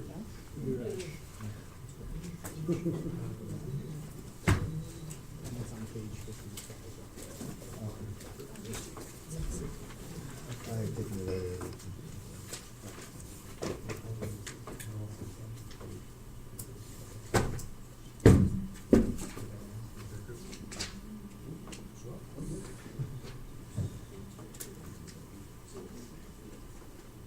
Chiefs, you're not starting any fire with this budget? Perfect. Mr. Mayor and members of council, this year, we have a new NFPA standard that all are added. We're gonna add $7,000 to the salary portion of it. And underneath there's $2,500 to be added to the training on top of what we already have in our GL. So that'll bring it up to $7,500. All firefighters now are scheduled to be level 1 and 2. And our officers have to be under 1021, level 1 and 2. As of now, before we can go into a fire right now, we have to have officers that are certified. So, to a level 2. Level 1, you can do certain things, level 2, you can do more. So that's why that's what that there is, to try and get all our training. We have a regional training center in, it's Prescott Russell right now, it's in Bourget. It's gonna be built in Bourget at the new fire station for Rockland. And that training center there is not subsidized by the Ontario Fire College. So if we send firefighters down to the fire college, it costs them $65 for that week for that course. Us here, and we have to pay for it, so it's $465 per firefighter for that for a course. So it's not subsidized. So, but if we have to send them down to Toronto, it's gonna be a lot more than hotel, food, travel, so on. So that's what that is. So that's what that is. I see you had an amount there for the 100th anniversary as well.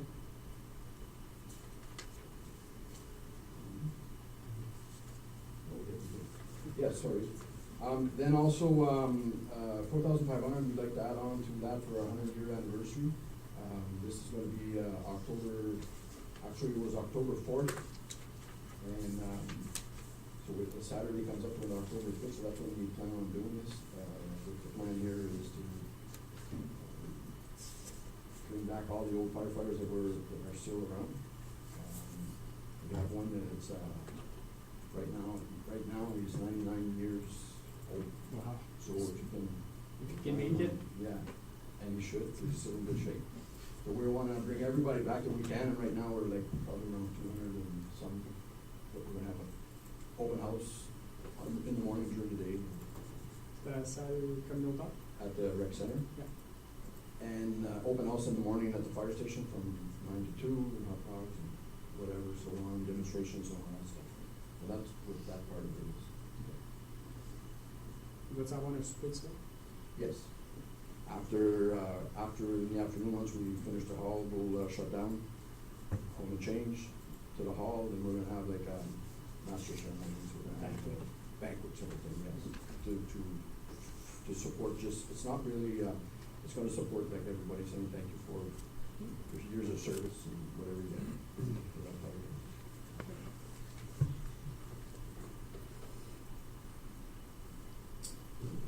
This one here is $1,000 would be added to for our tanker shuttle accreditation. We do this every 5 years, and between both departments here, we're going to split it up, so it's $1,000 each, and that gives us our tanker accreditation for another 5 years, because we're due in June, I believe. Correct me if I'm wrong, for Councilor Janowski, the accreditation helps insurance, residents for insurance? Yes, for certain mileage around, like for, it's 8 kilometers for residential and 5 for commercial. So it's the same thing as if you have a hydrant in your front lawn. So your insurance company, when they ask if you have a hydrant, where's your closest hydrant? Well, if you're not on the water system, and you're within the 8 kilometers, you're still considered to be on hydrant, so your insurance will come down, and we're, right now, we're classified as top, as where we can't go any higher right now, because of the way we do it. So it's $2,000 invested by the township to get the accreditation, but it helps a lot more as far as residents with their own insurance policies. Yes. Is it promoted somehow? I'm not sure if we've ever communicated. I think when we got it last time, we communicated it, but I believe when you call your insurance company, they should be able to tell if the municipality has accreditation or not. Most insurance companies do know this, and it's already there. So, but if you don't, I don't think that there's probably a little catch-22 here. But if you don't ask your company, they'll. Yeah. They might not tell you. Yeah. Mm-hmm. Okay. And for the next one here, we're doing a master fire plan, and that so that's split in two also again between 2 departments. That's $8,000 each. This is for like hiring a professional consultant to assist the development of the fire service master plan, and that'll provide us with a guide, policies, organization. Where are we going? Are we there yet? Do we need to go satellite stations, truck-wise, equipment? Full-time fire staff in the future. They'll probably end up saying something like that, but they'll see how we are, and they'll probably, it's up to them to say what they want, what they're going to. So they're essentially, it's like any other master plan. They look to the future, the growth, and at either each year, at this year, or at this amount of population, you should be looking at adding this service to your. Yes, it's gonna help us out to say where we are now and where we're going, if we're going in the right direction. And if we are, they're gonna guide us. It's like a master plan for anything else. But this one here is just strictly for us, especially with our industrial park. And up at, like. The future development of the municipality. Everywhere all around. Councilor Lorraine? Is this strategic plan available to be funded through development charges? Monsieur Leduc, Monsieur. Well, that's kind of the purpose of why we're doing it also financially, is to have data to back up our Next review. Or next DC. And maybe in that next DC review, we could probably add that study when it's up for renewal again, to have it included. So we have to do it once to get some data. But right now, there's no money. I don't think there's any money set aside for this DC study. So. But that's why we're doing it also for future years.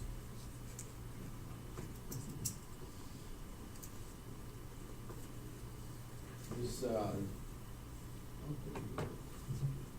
Up to Russell now.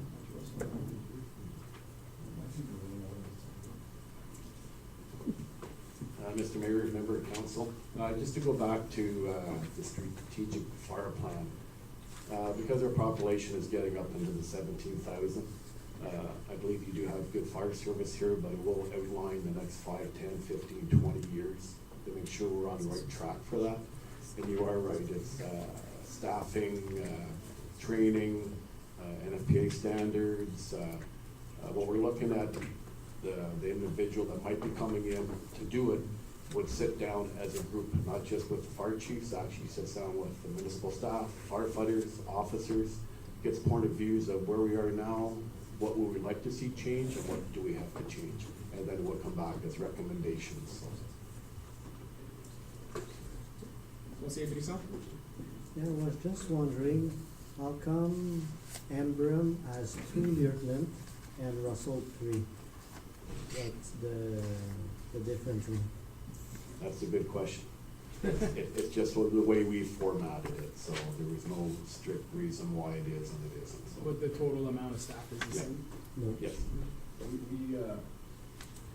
Emblem didn't have any lieutenants before. This is the first year we actually. And it's just to get them trained to be the captains and then trained to be so on and so forth. And Russell had it and implemented, and we following the footsteps. So are you planning to have 3 like Russell, or 2 is enough? We're working on 2 right now. Maybe later on down the road we might have 3, but right now we're 2. Monsieur Leduc?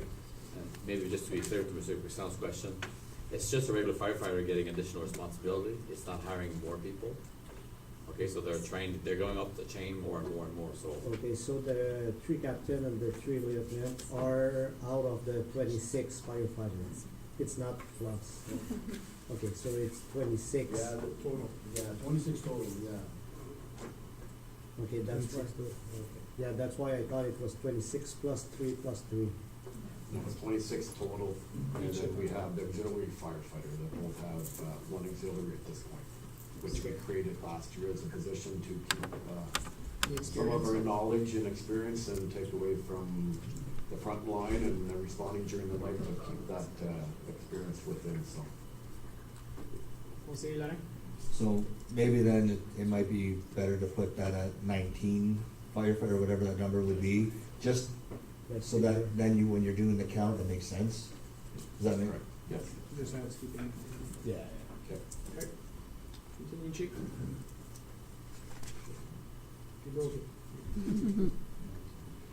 Basically, the first couple are the same as what Chief Duhamel said, that we're doing the same, we have the same staff list, get the training for NFPA standards. Down below, same thing, tanker shuttle, so that's all the same as with Emblem. We're at the same spot with that.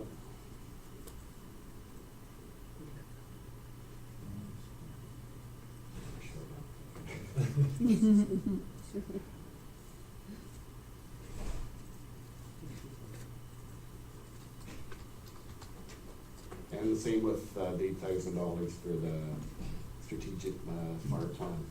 Down below is just the information, and I just wanted to make sure for a new council member that we do have the helipad behind the Russell Station that is fully funded from Orange. They give us $3,500 a year to pay for the snow removal, upkeep and stuff, and as of to now, it's been a good agreement. So, and the other one I guess wanted to touch on, this has been there for quite a while, the Russell Lions Club, so it's sponsoring our program, education program in the schools. Each year they give us $1,750 to put it towards our program in the schools.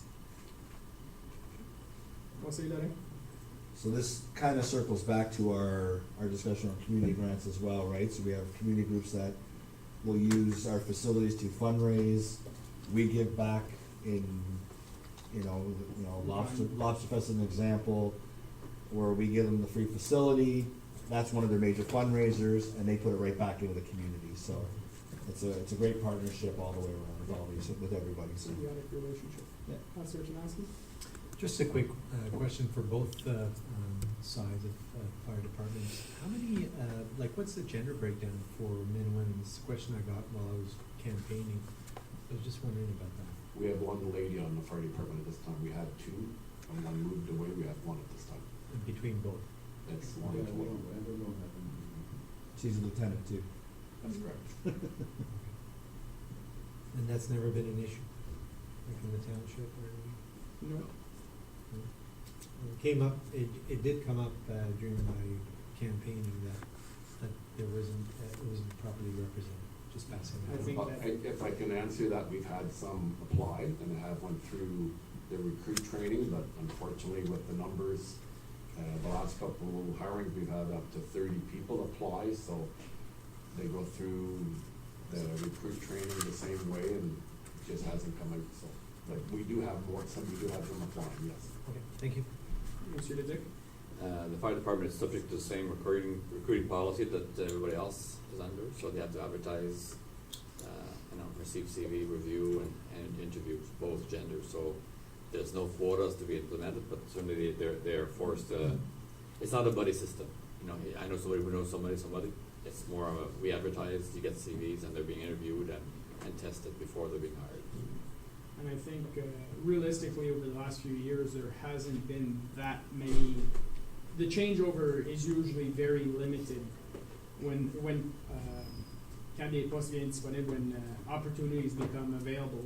Right? Yes, there hasn't been a very big changeover in quite a few years, so we're quite fortunate. And as Mr. Leduc says, we do run a practical test during the recruit training, so again, everybody has it's the same chance to get on. So. Thank you. Just a note, not on the slides for both departments, our communication, just so everybody's clear on it, the counties will be taking over infrastructure for our radios and towers and stuff. We're still waiting for that to finalize. Right now, we're probably pushing end of February maybe. The hold up there is Industry Canada with the frequencies for Prescott and Russell. So it's not just our departments, it's all the departments within Prescott and Russell. Thank you very much, Chief. That's it for the fire department. Thank you. Monsieur Godin? Oui, merci, M. le maire. Donc, si tu es d'accord, vu qu'on, je suis pas certain des disponibilités des chefs, puis également de quand est-ce qu'on va se rendre au capital, peut-être qu'à ce moment-ci, on pourrait, maybe we can fast track to do the capital section for the fire Fire department. department? Sure. To get that out of the way. What section are we going to? We are looking at section 8. And starting at the bottom of the first page of section 8 is going to be the fire department. And for the slideshow, it's going to be, the first slide is on slide 128. 120. 128.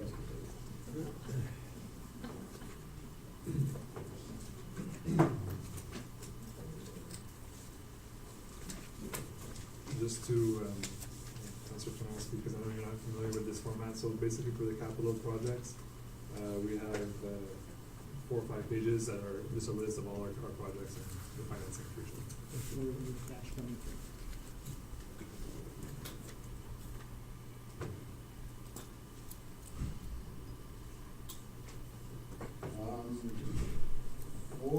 For this slide here, this amount here, 5,675. We have a cascade system that fills our air bottles, and our filter system to fill those bottles they're at their limit there now. End of life. End of life, and we gotta get them replaced. So they'll be upgraded. This is gonna be upgraded to filter our purify our air in our bottles so that there's nothing in them. And it is really health and safety issue too, but we've been good. Our maintenance on these things are twice a year, take samples. So that's what that one there is. So that's for that. Next one over there is we're looking to get a set of jaws. $50,000 for a heavy duty set of we call them hydraulic set of jaws, like they're battery operated. These jaws here are the ones that we're looking at. We're looking at the newer models now. These you come in with a spreading force of 147 pounds. Spreading force is what you can put when the jaws open up to open the doors or latches or whatever. Cutting force, they don't count cutting force anymore. They go by a steel rod. can cut it, you can do is, 1 inch by 1 inch, cut it, that's what they do now. Before, they used a bow cutting force, now it's not the same. And a set, and a ram. A ram, it would be able to push, like, somewhere between 53 inches. So, what we use the ram for is, we have to do a dash roll, you cut the front end, and you put the ram on the B post, and you push up on the C post, on the A post, and we push it up so they can get them running. Why we're wanting to replace this is because our set of jaws that we want to replace with, we got them in 1994. These ones here were battery operated electric also. These ones back then were top notch, but now like the spraying force on those ones there are 11,000 pounds. You can't do anything with them now anymore. The battery life on them they're dead. Can't get parts for it anymore because they've been well maintained. They're at this point where we've got to do something to it. We bought a second set after this one in 2005. These were Hearst hydraulics. They were top of the notch then, at that time again. So that's every 10 years there's an evolution there of construction of vehicles. They go into different metals. So these ones here were, this is our second set, but they're good. But we always. So a question for the finance side. I see that for the Jaws of Life, we're talking 50,000, 40,000 from the infrastructure fund, 10,000 from user fees. Well, we've approached Connie Johnson from Russell for trivia night, and she's willing to do us a trivia night in Emblem. Okay. And yeah, okay, that shouldn't be a problem. With that amount of fundraising. No, she said she got, like, whatever, depends on who's there and what's going on, but that's what it's gonna be like for, approach her for that, and she's willing to do that. I just gotta give her, if it goes, we go. So that's what's considered under user fees? Wait, Mr. Madon, just to elaborate on that, just to clarify for council, the column, user fee, user charges, it's user charges and other, we've kind of regrouped. Since it's not a column we use that much, so it's basically just any other funding other than the reserves, the grants, and all the other. I just wanted to understand where the 10 grand was coming from. As soon as he said trivia night, I was like, Councilor Ladai? Because most of those items there are asset replacement items, do we not have an asset management reserve that we could pull from to fund those instead of the infrastructure fund? So, yes, we do, and you'll see we are proposing a kind of an asset management strategy just to add a bit of structure into the usage of those reserves and of the infrastructure fund. So I'll be talking in details about that later on in the presentation. But yeah, so that is asset replacement, and we do have asset replacement reserves. I don't know if you want me to go into details right now. I think you'll understand later when I explain, and at that time, if we want to make some changes, we want to make changes, we can. Things, yeah. Okay.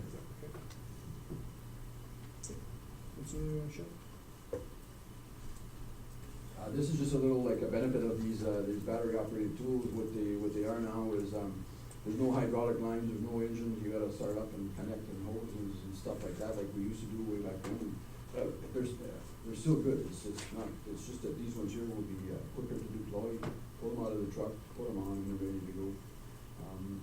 Quieter operation too, because sometimes when these engines are like running and people are in the car and all this commotion going on, it's stressful for them to know that they're already in the accident, and so like this year will be adding this added stress level.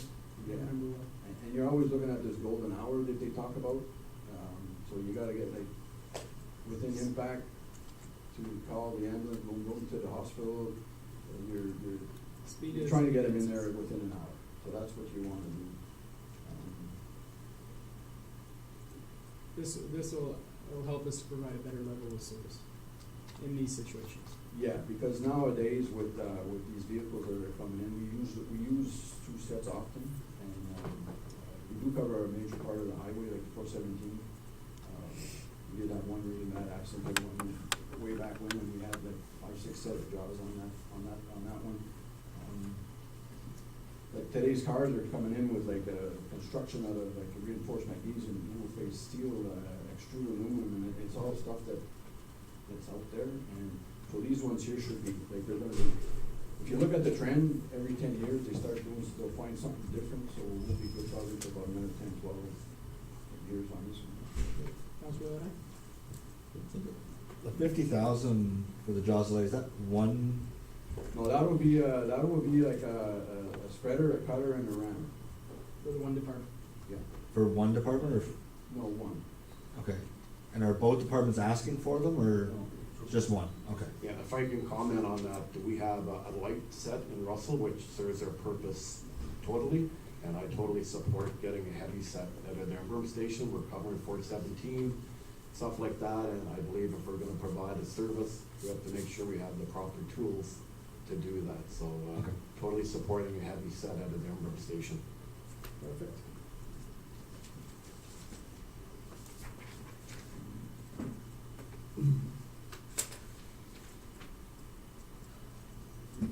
Yeah, and like we do use both sets often, like I was mentioning, there vehicle collisions today, they're faster, heavier, bigger cars, smaller cars. We do use both sets often, so that's why we're looking to keep up our level of service here, and hope we can get them. Thank you very much, Chief. I don't think there's any issues with members of council for these, with this set. We're good.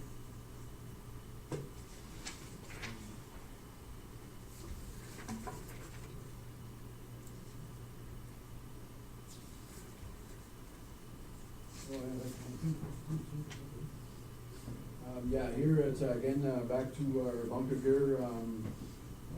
This one here is a replacement too, like the bunker gears every 10 years on the for the NFPA 1852 standards. We have to change our bunker gear every 10 years. We do a level of maintenance on them. They're all set out every year, once a year, twice a year, depending on the severity of the. Whenever we go into a structure fire or whatever, if they come out real dirty, if we can't really clean them at our station, we send them out to get cleaned. They get contaminated, inspected, repaired. If there's nicks, if there's holes in them or whatever, they do that, and then they'll send back a report saying they're good. But after 10 years, they won't send anything back because they're not responsible. That's right, end of life. End of life for interior structure firefighters. So these guys that we're doing now are gonna need. So when they say firefighters beyond borders, that's what they're.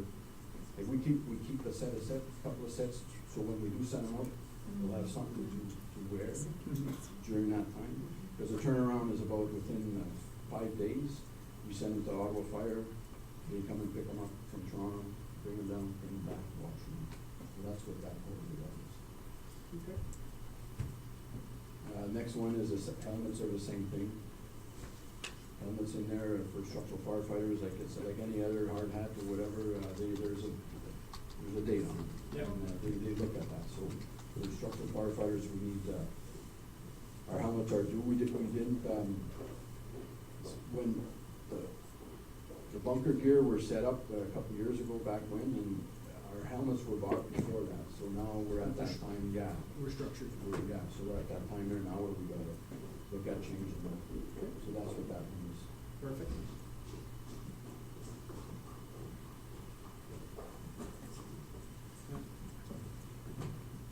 Chief Armstrong? Mine's all on one page. I guess just in the point where we didn't have any bunker gear due this year at helmets, so.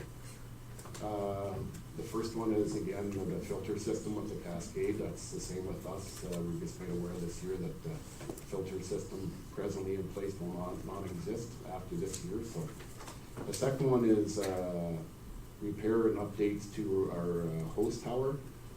With new regulations coming out, the hose tower is now 14 years old. We find it is not meeting some of the standards. So there's anything from a kill switch to a safety ladder in the back for the inspector to check the hoist and stuff. So $8,000 is for that purpose, to bring it up to today's standards. Perfect. Thank you very much. Okay. That's it for the capital side. Monsieur Godin, where are you sending us now? So we have one section of the operation budget left, which would be section 7W and slide number 104.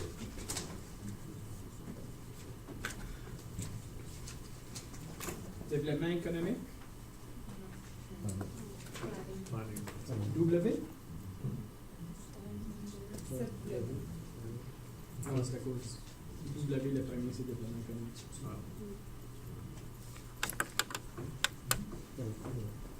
Yep. Oh oui, direct là. That's it. Ouais, c'est ça.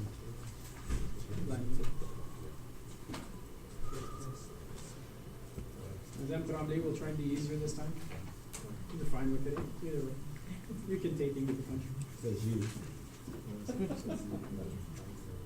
So for the planning department, there's not a lot of changes in revenues or even the operational budget. So we just point out that there's in the 6480, we had a decrease in the plan revenue, the plan operation amount for the professional fees, because basically last year we had the full streetscape master plan study that was included in that amount, and as well we had the heritage district, so some of those amounts were spent. The streetscape master plan, it's just a small amount that we have to conclude in front of council, but and as well as the heritage. So those are two reports that are still considered in the professional fees that you see, but it's showing a decrease into the professional fees that are planned for this year. Yep. We have, so just to show the streetscape master plan, this is what's being completed right now. Donc, suite à au plan d'amélioration du plan de paysage de rue qui prévoit une augmentation du niveau de détail de conception des éléments au sein de l'entreprise de la rue, l'emprise de rue et des marges de recul, nous allons mettre en place un plan d'action. So in the streetscape master plan, we'll have like an action plan in order to determine which one of the steps that we'll do moving forward.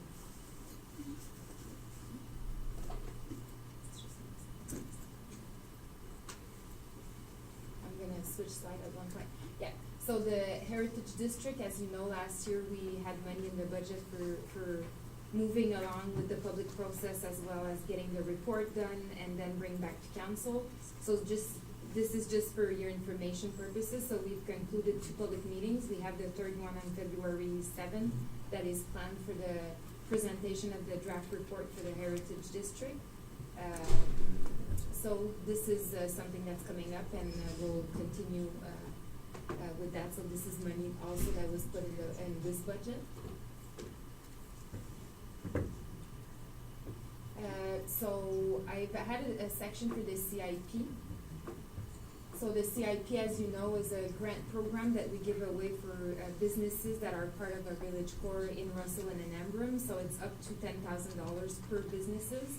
So as you know, every year we put money, $70,000 away, like aside for those type of projects. I added a sentence in this slide because every time that we give away money, we post on Facebook, and we always have the same comment of why the taxpayers are paying for businesses. So I just want to say that based on the money that were accumulated through the years, this is no impact. Like the $70,000, there's no impact because we have money in the budget, so it's supported by the reserves. So it's not actually this year coming out of the taxpayer. Not only that, is that those accessing the community improvement plan usually are doing works that will increase the level tax of value. the tax value of their property, Yeah. which in turn means we'll get more taxes out of this property in perpetuity. So even though we might have given $10,000, look at it long term, that $10,000 investment might have created an extra $20,000, $30,000, $40,000, $50,000. Yeah, so there's a lot more benefit than Monsieur Leduc? I'd like also to point out, this is one of the rare occasions where we can provide incentives to businesses. There's very few exceptions in Ontario where you can assist businesses to grow or to improve its looks and operation. So this is one of those, and we certainly take advantage of it. You have a few hands. And it's, yeah. Councillor Socio? Yeah, I just had a question. How many that participated in this, did they all do the accessibility improvement on their businesses? So the way that the grant works is that when they submit the plan, so they have criteria, like category of which one they have to select. I believe there's 2 in Embrun that qualified under the accessibility, but there's not a lot. Most of the programs are for facades and signs. Okay. Those are the most popular grant application that we receive. Conseiller Brisson? C'était pour savoir combien de business qui l'ont bénéficié de ce programme-là cette année. Cette année, il y en a, jusqu'à présent, on en a 7.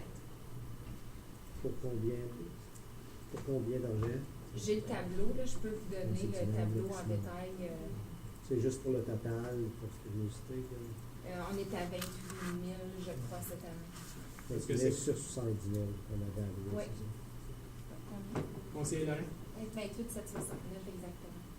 So I've been looking ahead, and I noticed something, and it touches with what Monsieur Leduc just said a moment ago, where, you know, this is one of the rare programs in Ontario that work with businesses to improve their, you know, or to encourage them to fix up their frontage or the facade or whatever.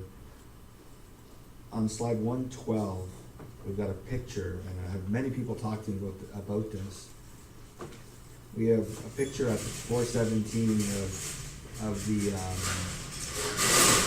the big sign from the motel with every other letter missing. So 2 questions is, have they been approached to do something with that sign? And B, why would we put it on this document when the sign itself looks terrible? So, I just, you know what I mean? Like, I get comments on that sign every other week. So the first part of the answer to your question is that we don't force businesses. No. So we did have conversation with them, but if they don't wanna do it, they're not willing to spend that money, we can't do anything. The second part of it is that even if, let's say, this business at this point would like to get grant under the CIP, they wouldn't be entitled to do so because this program is for the village core. So the purpose of this program is une revitalisation of our main street, to have some sort of a guidelines that when people come and want to embellish their facade or sign, it needs to be coherent throughout your main street. So that's why those are the sector that we've decided to see an improvement. However, the third part of the answer to your question, when we'll get to the industrial park, I'm proposing to have a CIP only for the industrial park. So this is something that we want to put forward for the industrial park this year. So Was this picture just for this presentation, or was this? no, this is on top of our community profile. Is there a way to change that picture, because it is an absolute It's disgrace. a really nice picture. What's that? It's a really nice picture, actually. The picture's nice, Yeah. but it doesn't represent the community. That sign is terrible. It's missing letters. You can't even read what it says.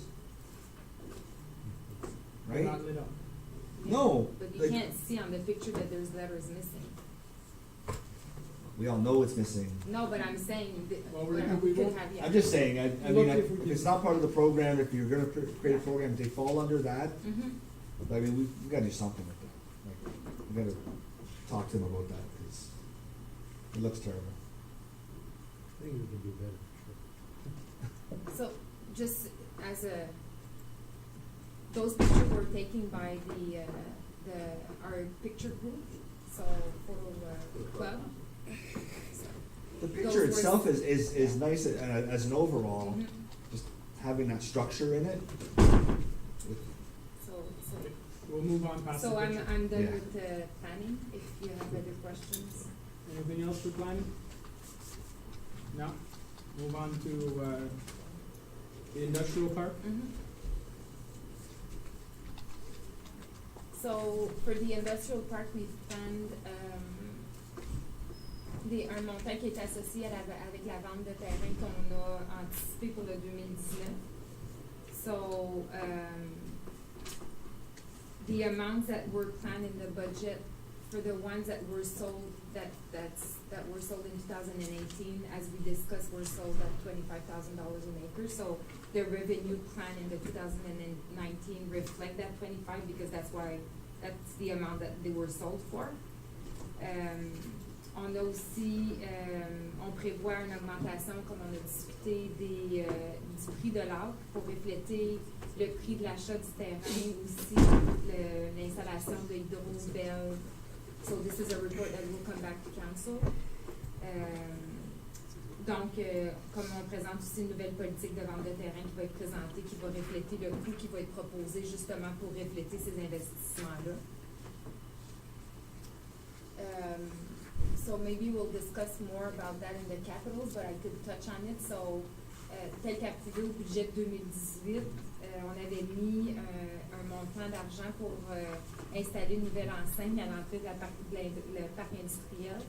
So the design of this sign was done, and it will replace the existing sign that was installed a couple years ago that is really low and you can't really see it, and business cannot advertise on that existing sign. So what we're planning to do is have a 30 feet high sign that would allow businesses to advertise on that sign. It will look exactly the way it is now so the design was done, we're ready for construction. We just need to put in place the program for how much it would cost per businesses to advertise. So we're gonna come back in front of council as well to determine those prices. Conseiller Taraski? Just confirmer, fait que c'est pas, it's not a listing, it's a place to advertise. C'est So ça. it's you're not guaranteed just because you're in the industrial park that there's a listing of your business. No. Was that not part of a plan at some point to have a listing? I think there's too many businesses in the park. There was no plan on our end, so I don't know if it's a request that you received. Well, I had heard that it was a promise. Okay. And I never saw that. None on my end. All right, thank you. Madame Blancy, you mentioned maybe having a CIP for the industrial park. Yeah, so if we go on the other slide. So for in the professional fees, what we're planning this year is we always have lawyers' fees for the closing and the agreements of purchase and sell that we always plan for. Donc on a planifié aussi de mettre dans notre plan d'affaires, avoir un plan d'affaires pour le parc industriel pour prendre en considération l'impact de l'eau et des égouts sur les gens qui sont existants, le nombre de personnes qui vont pouvoir détacher basé sur le fait que les terrains vont pouvoir être plus petits. Donc d'avoir un plan financier et un plan d'affaires pour le parc industriel. Puis notre autre activité qu'on aimerait faire pour proposer au conseil, c'est d'avoir un CIP pour le parc industriel. Mais tu n'as pas mis un montant pour le CIP dans ton budget? Non, j'en ai pas mis parce que cette année, on planifie faire juste le CIP. Okay. Puis en fin d'année, dans l'exercice du budget 2020, de mettre un montant pour le programme. Okay. Ça va être encore des discussions à savoir si on garde le 70 000, tout dépendant des tendances qu'on a. Là. On n'en a pas, comme jusqu'à présent, le 30 000, c'est le plus qu'on a eu. Fait qu'on pourrait peut-être prendre en considération les réserves de qu'est-ce qu'on a, puis avoir un début, là. c'est ça. OK. Ça Split fait. in half. Ouais. 35 and 35. Yeah, we'll see at that point in time how it's Yeah. going. Monsieur Leduc? Also, the county has a program, and we'll have access to it as soon as we hit our 70,000 mark of expenditures. So once we do reach our max of 70,000, at that point we'll be able to Access another access 70,000. some funding from the counties 30,000. Yeah. to support our own programs. So once we hit that, Just for the village or combined? No, it's the CIP as a whole. As a whole. Yeah. Okay. Le prochain, c'est dans la section 7, encore W, le 823, c'est pour le développement économique.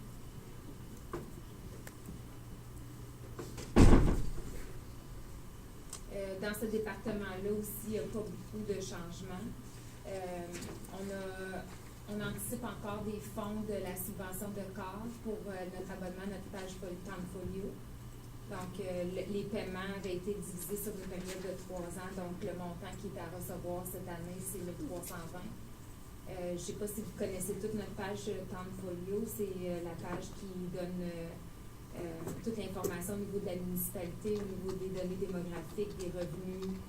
C'est une page qui est très appréciée par nos développeurs et les nouveaux investisseurs dans la municipalité. On s'en sert beaucoup. Au niveau des salaires à temps plein, il y a une petite modification au niveau du poste d'agent de développement économique qui a été prévu pour une année complète comparativement à l'année passée qui avait été prévu pour la moitié d'une année. Au niveau des frais professionnels, il y a plusieurs projets qui ont été complétés en 2018, dont le plan stratégique de développement économique, nos profils communautaires, les quick facts, notre étude de marché qu'on a présentée la semaine passée. On a aussi complété les vidéos promotionnelles.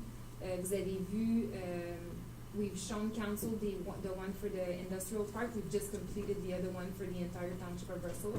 So this one is really interesting as well. So we could maybe at next council meeting bring it forward. And we'll use this as for those of you that are familiar with our Tanfolio. Right now we have the video from the counties.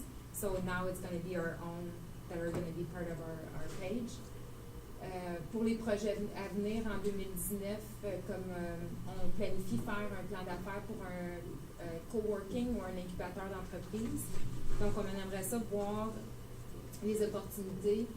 We heard a lot that there's a lot of home businesses that don't have the visibility or don't have the resources to be able to have a business that succeeds. So we're looking at options of maybe offering them a space where they could have share resources and share equipment. So this is going to be part of our business plan this year. And we're looking at also maybe revisiting the business licensing. And that's it for Equidep. Merci beaucoup.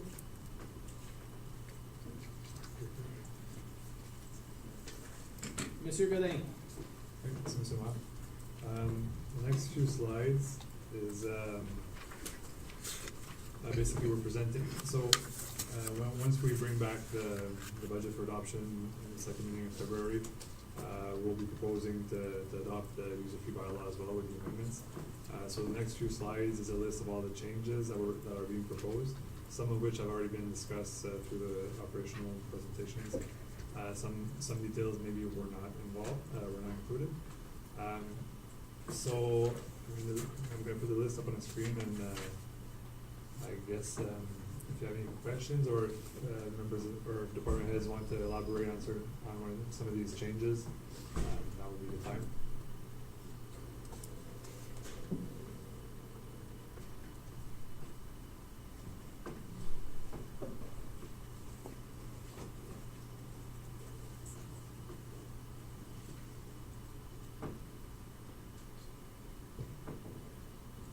Any questions on the first page? Conseiller Brisson? Oui, je faisais juste me revenir, voyant le lodging kennel license, ça passe de 100 à 150. C'est if you run a kennel, so c'est une business, so c'est de 100 à 150. Ça, c'est un frais annuel ou c'est juste comme un business fee? Madame Bourdeau? C'est juste une question à propos de licensing fee. Lodging kennel license, anyone operating kennel, c'est de 100$ à 150$. C'est annuel ou... C'est-tu un montant? C'est annuel, sur une augmentation de 50% pour ce frais-là. Vous allez avoir un nouveau règlement qui va vous être présenté sur ça. Sur les canaux, parce qu'on va avoir différents canaux. OK. C'est quoi la raison de le remonter? C'est parce que pour le user fee, ça coûte plus cher. Ça, c'est un petit peu difficile à... J'ai pas fait la recherche encore, voir les autres municipalités comment ils chargent, mais ce que je veux faire, c'est que présentement, on ne fait pas d'inspection pour les canaux, les boarding canaux. Puis je veux qu'on commence à faire des inspections pour s'assurer que c'est adéquat, là, pour pas que le monde garde des chiens dans n'importe quelle condition ou qu'il élève des chiens dans n'importe quelle condition. So, il va y avoir un petit peu plus d'ouvrage à faire, c'est pour ça que les coûts sont un peu plus chers. Mais ça, pour être approuvé final, ça va nous revenir. C'est là aussi, c'est... Oui, Ouais. le user fee, M. Godin a mentionné, ça va être présenté avec le même soir que le budget qui est approuvé pour confirmer les user fees, c'est ça? Oui, c'est ça. L'idée, c'est que les revenus dans les budgets ont été ajustés basés sur ces changements-là. Donc, on veut tout en même temps. Mais avant de vous le faire adopter, on voulait vous présenter c'était quoi les changements qui sont proposés. Puis comprenant que, comme tu dis, c'est basé sur ces frais-là, si on décide qu'on veut changer des frais, ben, il y a un impact budgétaire. C'est ça que j'aimerais avoir, comme si vous avez la chance. On parle de 3-4 licences par année, comme ça ne sera pas un gros impact budgétaire. Non, mais c'est juste pour justifier, dire, OK, ben pourquoi que au Kennel qu'ils ont, pourquoi qu'on le fait à 50% plus cher, comparé avec les autres Kennels, comme les autres municipalités, puis parce que c'est un user fee, justement dire, ben justifier, c'est quoi nos coûts. C'est ça, c'est parce que là, on va faire des inspections. Puis je veux apporter 3 différents types de canaux. Il va y avoir des boarding canaux, des breeding canaux, puis des recreational canaux. Fait que les gens qui ont 12 chiens parce qu'ils font du traîneau ou quoi que ce soit, eux autres, ils vont avoir un recreational canal. Qui sera peut-être pas le même prix. Que quelqu'un qui l'utilise comme une business. C'est ça. Fait que elle va venir avec ces différentes Ben, périodes. j'apporte le bail-là, je t'applique le bail-là, puis après, là-dedans, je vais expliquer les trucs. Conseiller Laurent? So, is that bylaw gonna come the same day or before we do the budget? Or is it gonna come after? Because if it comes after, then we need to leave this as the same without seeing all the justifications. Right? So if you're gonna bring it separately, then I think from a user-free bylaw perspective, we should leave the amount the same and then readjust this once you bring your reporting council votes on it. Does that make sense? Monsieur Leduc? That'd be okay if you're in agreement to leave the revenue line as is. Like you mentioned earlier, it's a small amount. So in this case, it doesn't matter really. So if ever we can't present it on February 4th, for example, and if it's not presented before budget, then we would remove that from this list here at this present time. Okay. Any other questions on conseiller Brisson? Moi, c'était juste savoir, je voyais Open Air Burning, qu'il y a même un coût, même si c'est un permis, mais que si quelqu'un se plaint, je pensais qu'aussitôt que tu avais le permis, parce qu'il y a un 450$ de l'heure, for force hour. So, Tu parles de 1R? le numéro De- 2 Fire Department À fees. 5, là, Ouais, À 22, 2. 1R, c'est ça? oui, Ben ça, c'est quand quelqu'un a pas de permis. mais non, c'est un R qui n'a pas de permis. Ça dit, hein? So one is attendance to an unapproved open air burning c'est ça. complaint. Mais deux, Attendance to an open air burning complaint with permit. c'est ça. So la façon ça te lit, ça dit que si le département de feu y va, puis t'as pas de permis, you're paying this much. Even if you do have a permit, you're still paying this C'est le much. même montant. C'est parce qu'ils ne suivent pas le règlement, ils ont pas du contrôle du feu. That's the same amount, isn't it? Right, okay, so if you go to a call and they have a permit and you determine there's no problems, they followed what was in the permit, there's no charge. But if they didn't follow the rules set out in the permit, then this gives you an opportunity to charge them because they didn't follow those rules. Ah, mais c'est le même prix aussi, si c'est un permis ou pas de permis. Oui, mais c'est le même prix dans le sens que si les trucks, faut qu'ils aillent either way. Mais si tu avais un permis et tu n'as pas suivi les règlements du permis, ça te donne une opportunité à te faire charger. Parce que if we didn't specify that in our user fee bylaw, then there would be nothing No for, deterrent. there's no deterrent, and there's no backing for the fire department to say we're giving you a ticket. You could sit there and say, well, hey, I have my permit. Yeah, but you didn't follow the rules in your permit. Therefore, this is the charge. Donc, Parce que des fois, si le vent s'élève ou des choses comme ça, c'est bien. Oui, mais tu prends la responsabilité de. Yeah, I know, but. Ben, ça lève, t'es supposé descendre. Ouais. Ça, si le vent se lève, nous autres, c'est pas qu'on regarde, mais là, on n'a pas suivi ton permis. Il y a un coût associé avec le département de feu y aller. Pour Mais t'aider pas avec un juste si complaint. c'est un complaint, quelqu'un, le voisin dit, il appelle, mais si c'est en ordre, il n'a Yep. pas perdu contrôle, puis les trucks se déplacent, mais s'il y a une complainte, parce que ça dit bien avec un complaint, c'est aussi que. So if the trucks go out and the fire department determines that yes, they had a permit and they followed everything, all the rules within that permit, then there would be no charge. It's only if they deviate from the permit, then there's a charge. That's correct? Okay.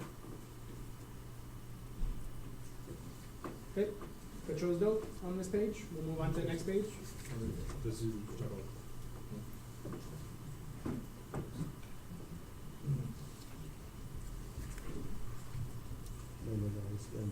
Ice rental, we'll have that discussion again when we see the slide for, So far, I'm okay with the 5%. So. again, the multi-sports dome, I see we have $10 per hour. That's not, Madame Vital? That's for the tennis ball machine. Oh, then, yeah, we got a Yes, machine now. we got a machine and it's $6,000, so we wanted to create some kind of a responsibility for the users, so we're gonna be charging $10 an hour if somebody wants to rent it. Okay. Great, move on to the next one.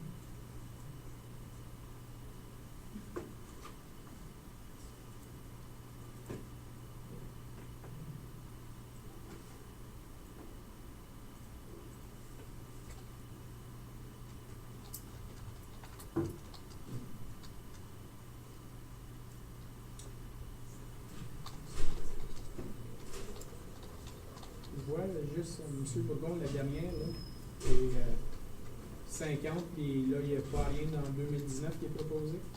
C'est-tu à cause qu'on va être en système ou qu'on peut juste le faire du pupitre? Pour répondre à votre question, M. le maire, dans le fond, ça reste à 50 $. OK. C'est qu'on maintenant on propose de le partager entre l'ancien résident et le nouveau résident. OK. Fait que dans le fond, c'est quand il y a un changement de propriétaire. Donc, un 25 $ pour le propriétaire qui quitte pour fermer son compte et, la balance, l'autre 25 $ au nouveau propriétaire qui crée son nouveau compte. So you just use the moved over. They just add 50, it stays the same. So. Okay. Next page.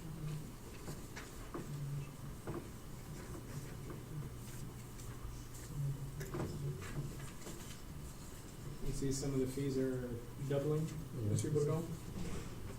Donc, on avait certaines lignes du budget. Some were stating 50, others 100 for pretty much the same action throughout the bylaw. So we clean it up to be reflecting all the same thing at the $100. Okay.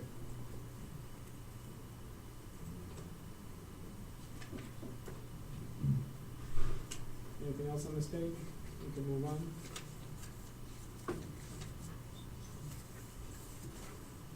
So this is going to conclude the operational section of the budget. Okay. The next one's a next bigger- step is the capital. Yeah, is the capital, so let's have supper. I believe it's ready, and we'll take 45 minutes, we'll be back at 5:30. Are we doing a couple, 1 hour after that? Very quick. 5:30. You said 3 minutes. Should we-